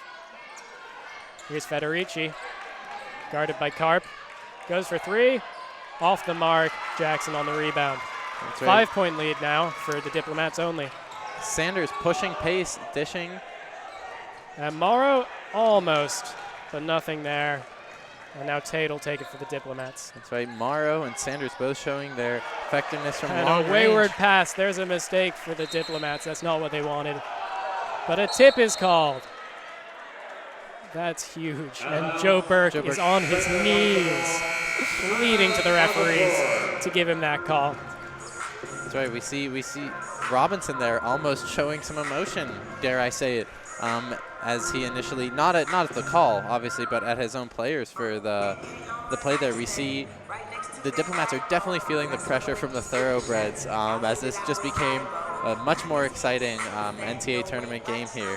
And if the Diplomats thought they had negotiated some non-aggression pact by jumping out to a 19-point lead, they were very, very wrong, as Skidmore has just come racing back, and now we're in for a very exciting final 12 minutes of this game.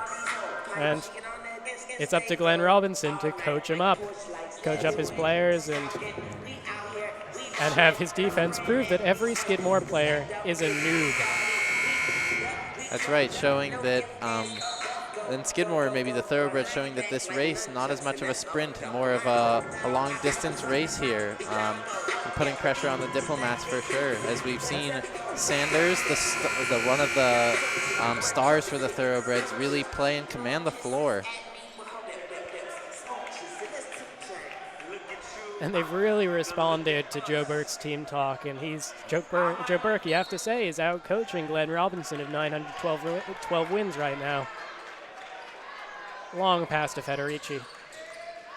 That's right, we see more of a zone look here. And an interception from Royce Paris. Royce Paris on the ball yet again. That's coming right. up big. Karp from three, nothing but net. This is a 2-point game. Skidmore right back in it, as we've been saying time and time again. And that's right, Karp no longer looking like a fish out of water, hitting 2 key threes here.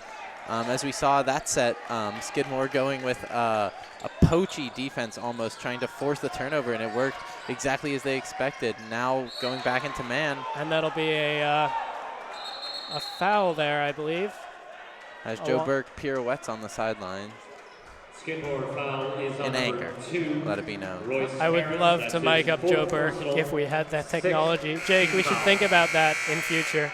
Returning for Skidmore. And Chase Taw, as you see there, will come into the game to replace Royce Paris, the real star with Eric Sanders of this second half for the Thoroughbreds.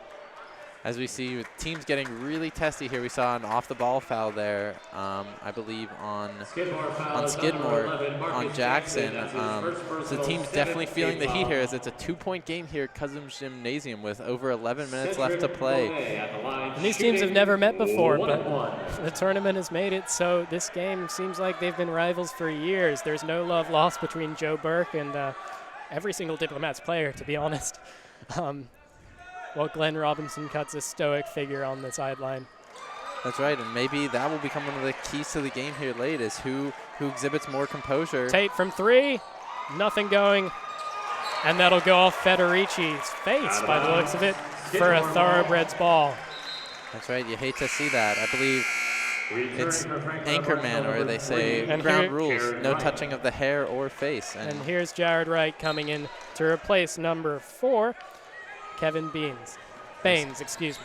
And we saw Federici there taking a blow, and he's visibly affected by it, always touching his eye there.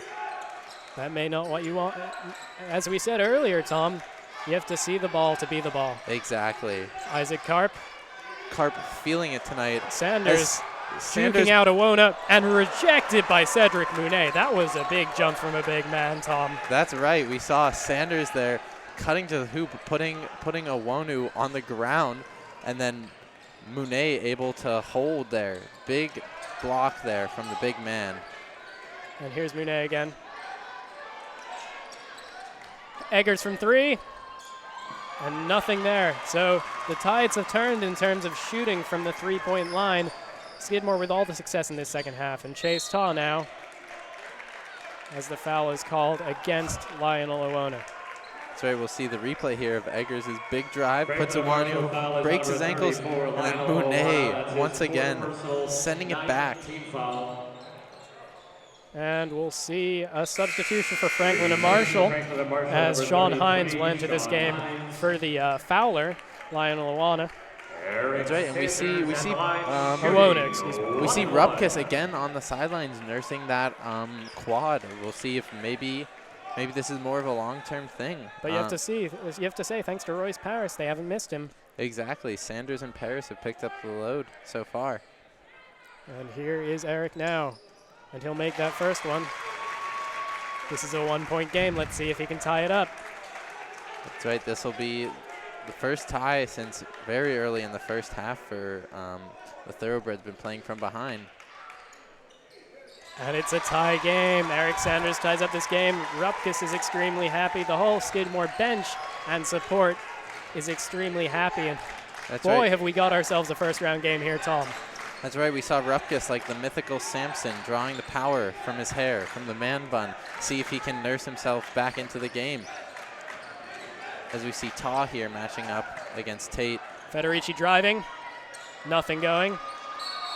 And a foul will be called there as he gets hacked down a bit, attempting to draw that rebound. That's right. Federici unafraid to draw contact and unafraid to appeal to the refs here. And that's effective. He's getting to line here. We know he's a very effective free throw shooter, trying to retake the lead for the Diplomats.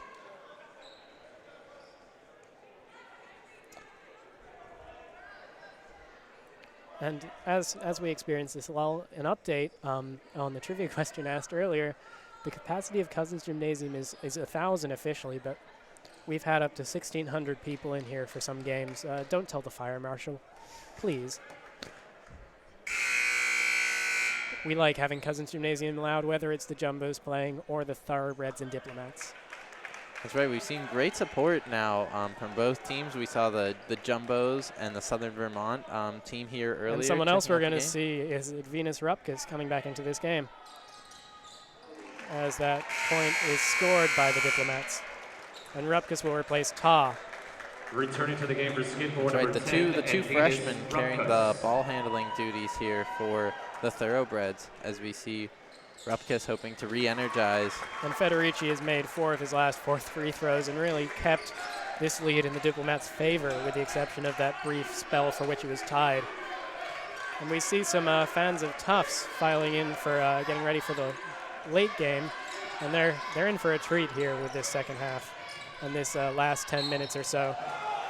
And that'll be a foul against the Diplomats, and Glenn Robinson visibly shaken up. That's right. We see Robinson hit the floor there. The coaches really showing their emotion. And that's something we haven't seen from Robinson the entire game, which is a testament to the fact that Skidmore has really gotten to this Diplomats team and broken their cool. I think it's exactly what we talked about at halftime, forcing fouls. We see with 9 minutes and 9.5 minutes left here to play, the Diplomats already at 10 team fouls. As Monet exits the game for Awona. It's exactly what the Thoroughbreds needed to do, as Rupkus has a chance here to tie the game. I think the Thoroughbreds are comfortable shooting from the stripe all night.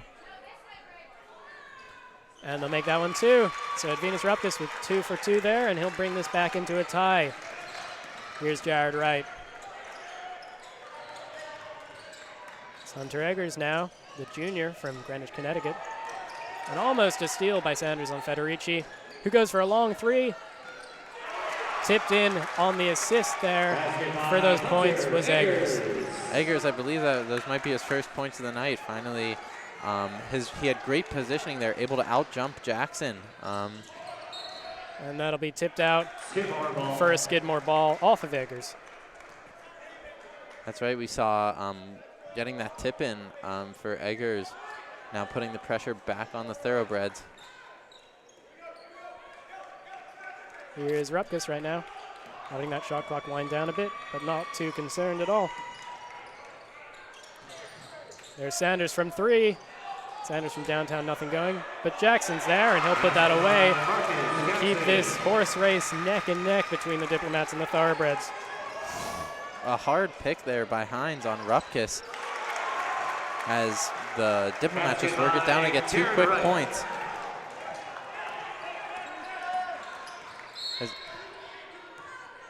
And there's a call against Owona, who He can't believe it. He is in shock.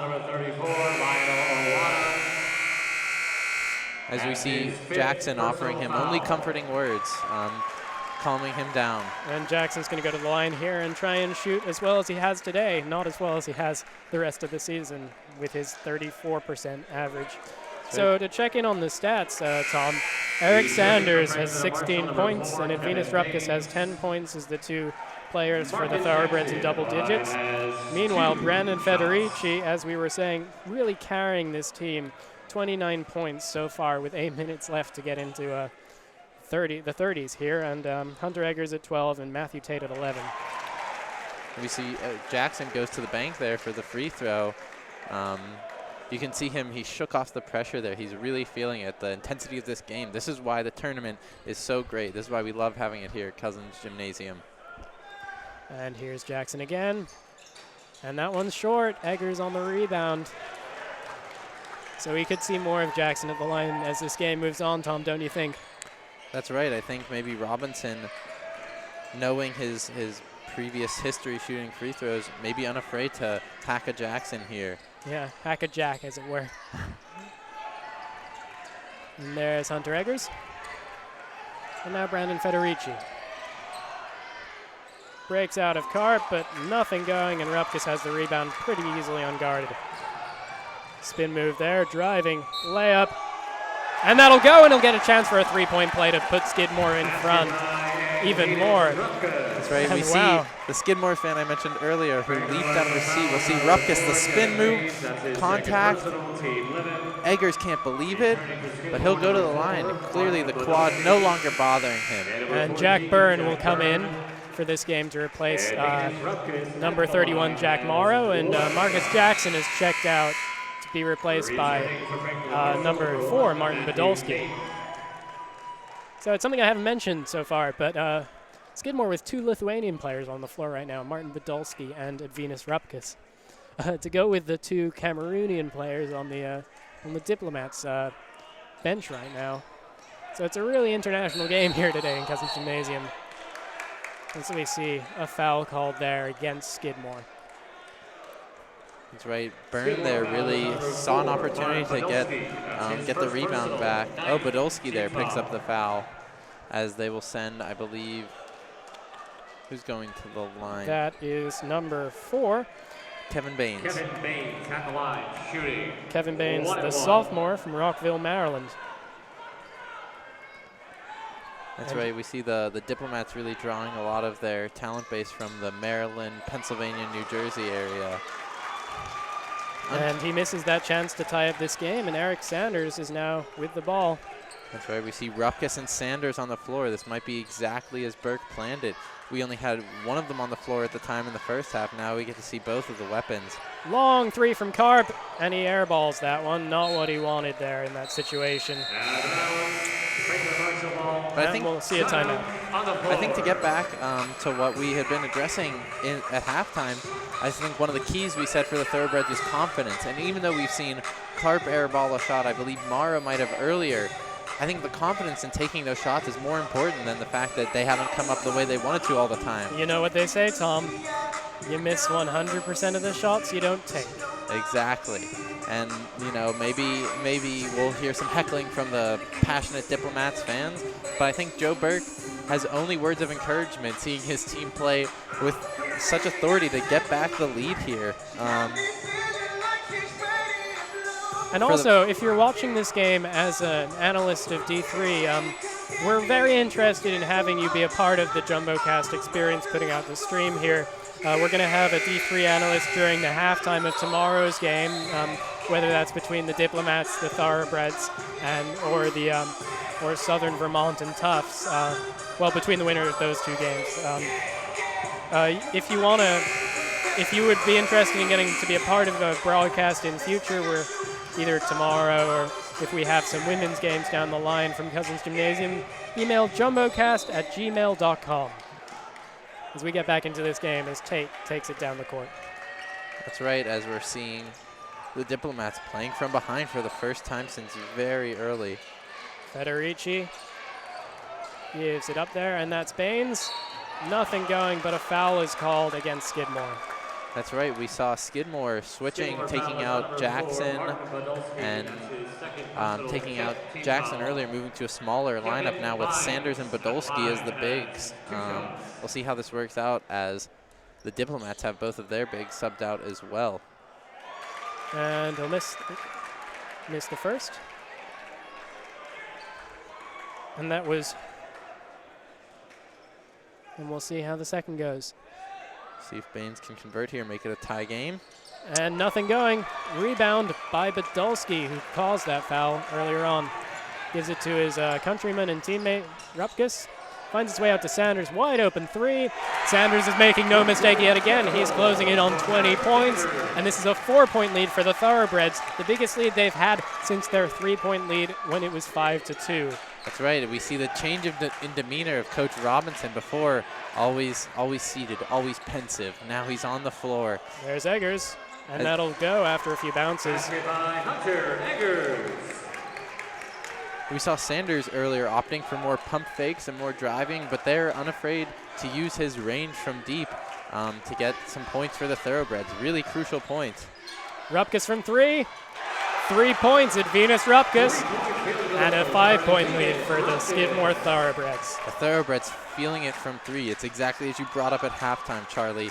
Shooting from 3. As we see Burns scrapping with Baines there. But that foul will be on Burns. A little unfortunate there. That's and right. Baines will go to the line. As we see 2 subs getting ready for Skidmore. Jackson and Morrow, and Monet getting ready to come in for the Diplomats. That's right. We talked earlier about how the teams, having never played, wondering where the emotion could come from. And this is the tournament. This is the big dance. If you lose this game, your season's over, you know. So emotions are at a high, all-time high. Tension maximum here. And coming out is Podolski and Burns. And it looks like Baines is going to come out after he makes a free throw for Monet, as he does. But that's not a good shift there for Baines. Only one of, I think, 4 free throws. That's right. He took 4 from the line. As we see Rupkus here handling up the floor with the left. And Baines actually going into this game, Tom, you may be surprised to hear this, as we see a 3-point attempt from Morrow not going.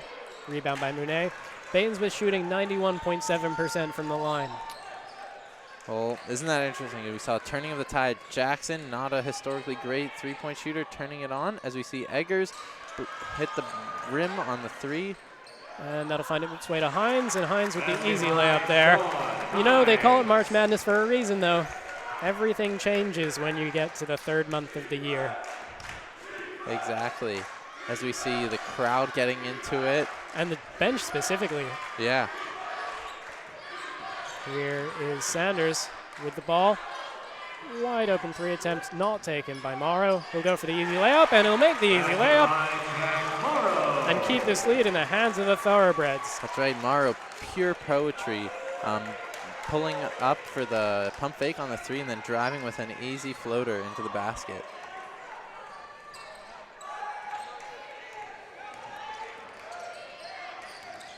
We see Federici working on Morrow, I believe.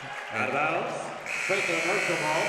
And that will be Returning from Franklin Marshall, number here's a 23, replay of that play. That's right, we see him working Carp and then hitting the floor. Wanting a call from the ref, but they'll have to settle for the ball. And we're going to see Tate take this inbound.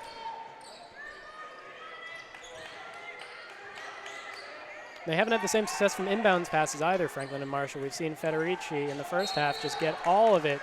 There's a foul there is called, I believe, on Carp. That's right, as we see towards the end of the game here, things getting really scrappy. Teams both well into the double bonus, unafraid to foul, as we'll send Monet to the line. And we may see Royce Paris, the hero of this early second half, come back into the game in just a moment. 5 minutes to go in this game, 68-64 Skidmore. And it'll stay like that after that free throw as Paris enters the game for Carp. That's right, we've seen the Diplomats unable to convert from the painted stripe so far. You gotta wonder what Coach Robinson's thinking. And the second one will go for Monet, so they'll go back within 3. And here's Royce Paris. That's right, we see Sanders, Paris, and Rupkus on the floor for the Thoroughbreds. Probably the 3 big players in the game so far. And Jackson also critically important so far, as Sanders wants a call, tough contact as Eggers brings it up the floor. With the layup, and Tate will make that look easy. That's right, a 1-point game here.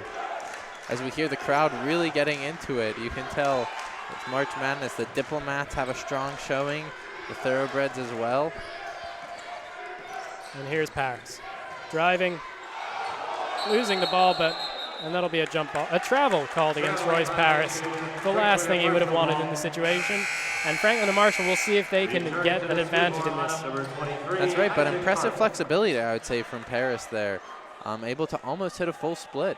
And that'll be the end of Paris's spell here as Isaac Karp returns into the fold. That's right, we see the deficit now only 1 for the Diplomats. And that same number, coincidence or not, is the number of Matthew Tate. Let's see if he can do anything. But in fact, it's Federici putting the Diplomats up 1 here. Federici like clockwork, able to help the Diplomats hit that magic 69, taking the lead from the Thoroughbreds here. As we see a lot of strong full court pressure from the Diplomats. And here is Rupkus. Putting pressure on the younger Thoroughbreds. We'll see how they respond. But you have to say the Thoroughbreds in the second half have not shown their age one bit. They've looked every bit the equal of the veteran Franklin and Marshall Diplomats, except with that little mistake there.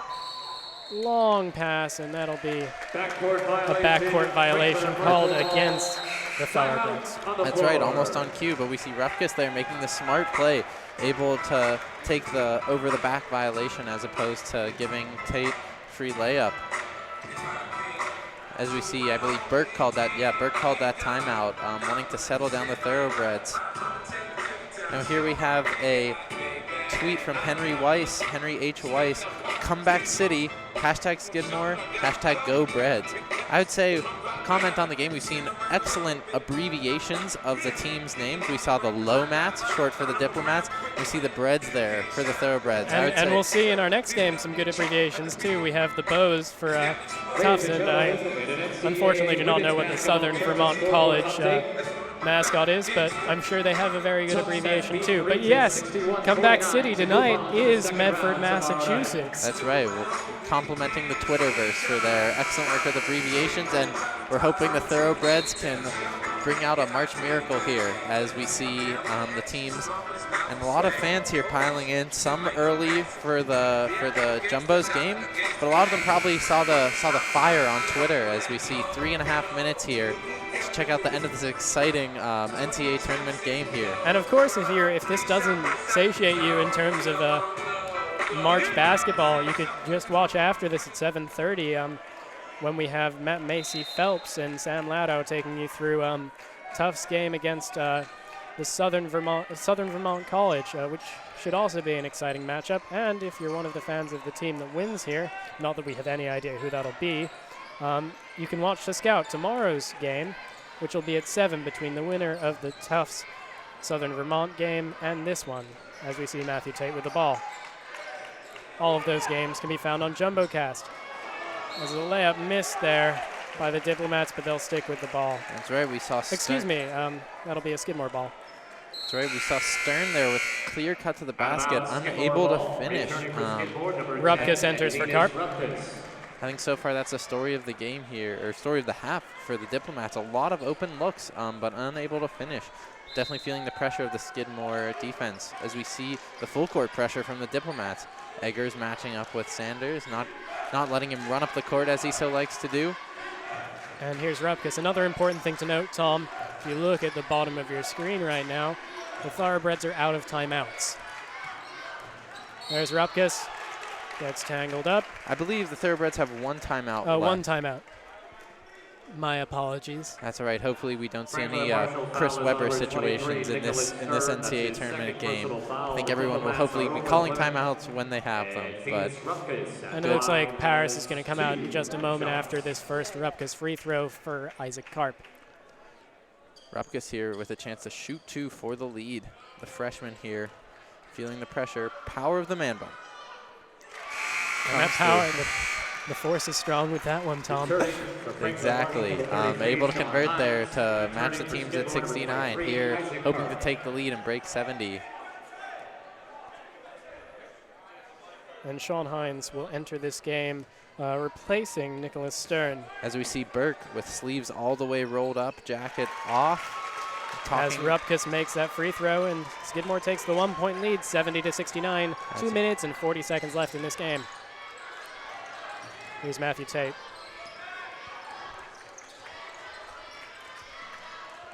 That's right, we have Paris working on Tate. And that'll be a foul called against Skidmore. That's right, we've really seen the free throw shooting has become paramount to this game so far. We'll see the replay. Jackson getting behind Monet. A smart foul, as we saw Monet only go one of 2 earlier from the line. And Monet, as I mentioned earlier in this game, is shooting 74.5%. Make that a little higher. Cedric Monet with 1 as Sanders comes in, replacing Karp, and Hines comes out to be replaced by the man he replaced Stern. earlier. Yeah, Nicholas Stern.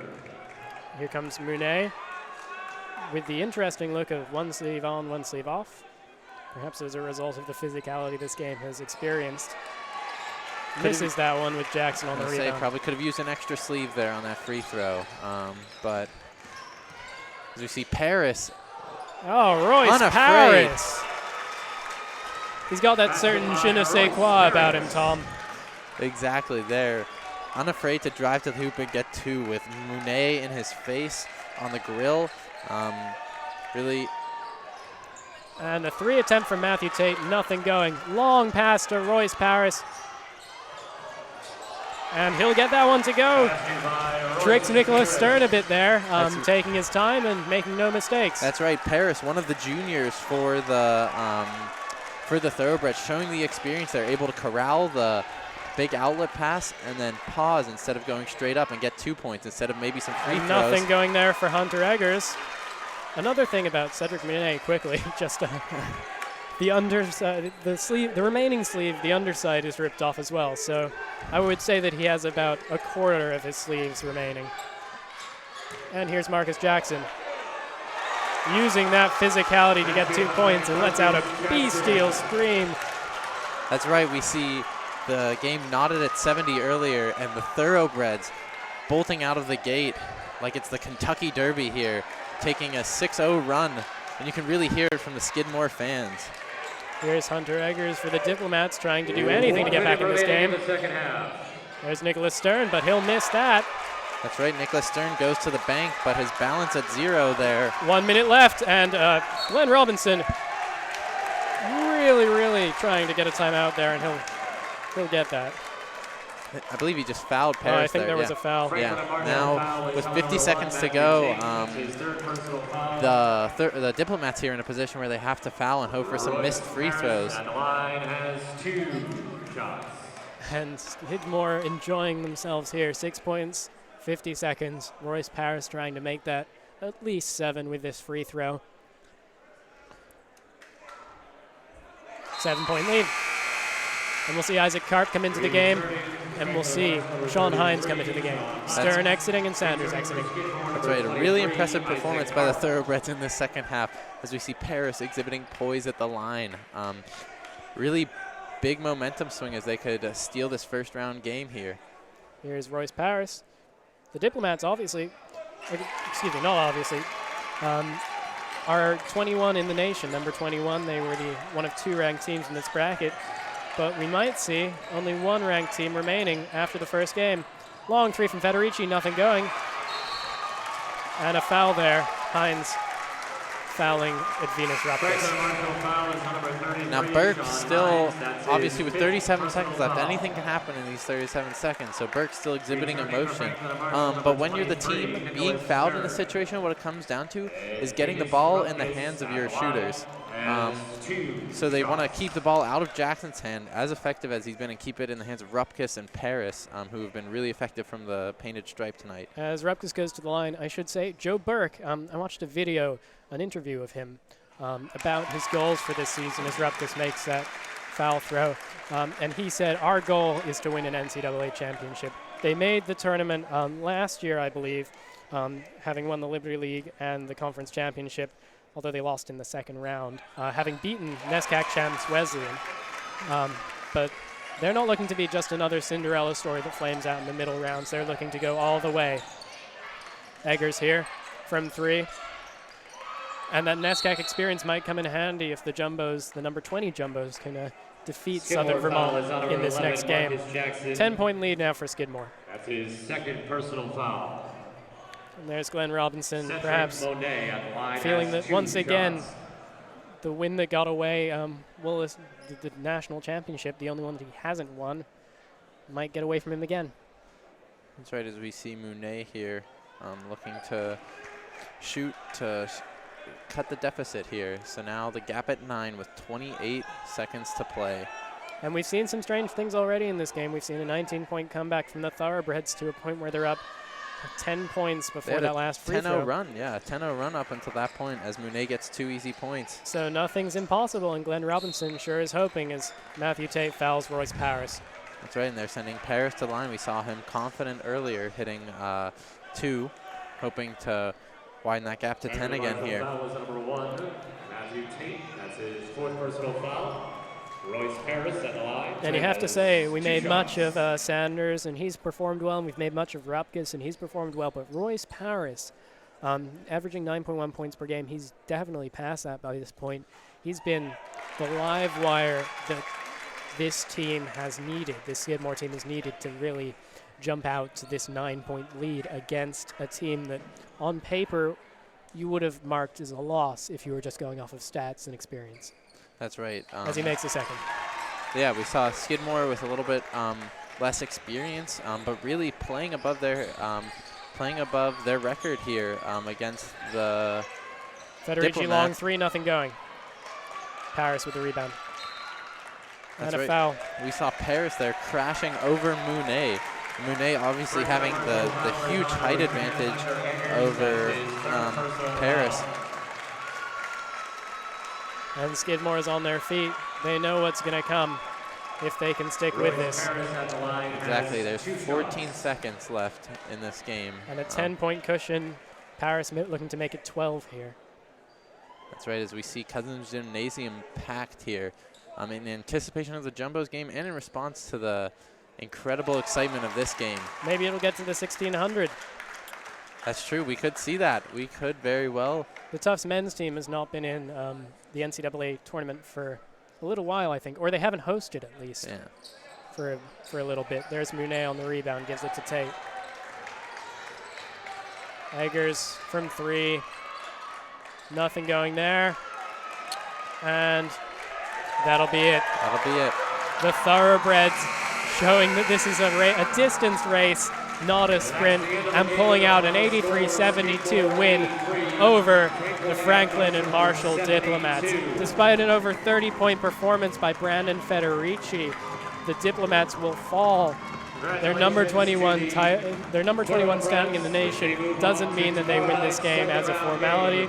It shows the Thoroughbreds have really shown that they are an up-and-coming program here in Division III, and they've taken Joe Burke one step closer to his national championship goal. And a 19-point deficit, overcome by the Thoroughbreds here in this game. Tom, what do you think they had to do, and what did they do? What did they do? They shot from 3. They were unafraid to pull the trigger. They had the confidence that we talked about at halftime, and they got to the free throw line. We saw the Diplomats pick up their 10th foul with 9 minutes left in the game, and as we saw in the end, it was the free throw shooting that really earn them the victory here. And if you're Joe Burke, he's now since rolled down his sleeves. Now that the game is over, achieving calmness. Hopefully he'll take the team out for some honest talkeria later.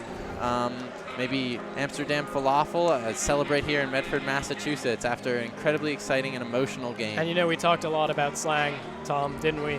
But I have to say, to throw one final bit of millennial slang in there, if I was talking about the Skidmore Thoroughbreds, you have to say squad goals. They've really shown that they're a team. They've shown that they can play with the best of them. And they've booked their ticket to tomorrow's game against the winner of the next game of this regional, which is between Southern Vermont College and Tufts University. So I've been Charlie Driver here with Tom Jasnowski. I hope you'll join JumboCast again tomorrow night at 7 if you're watching this game as a Skidmore fan, so you can see them take on the winner of Tufts and Southern Vermont. We apologize for the name stuff during the first half, but I think we like to think we redeemed ourselves with our puns and slang.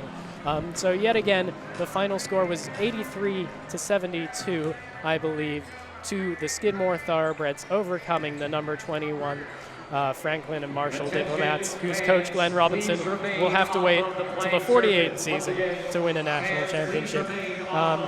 Thank you for tuning in. Please stick around if you have any interest in scouting tomorrow's competition for the game between Tufts and Southern Vermont.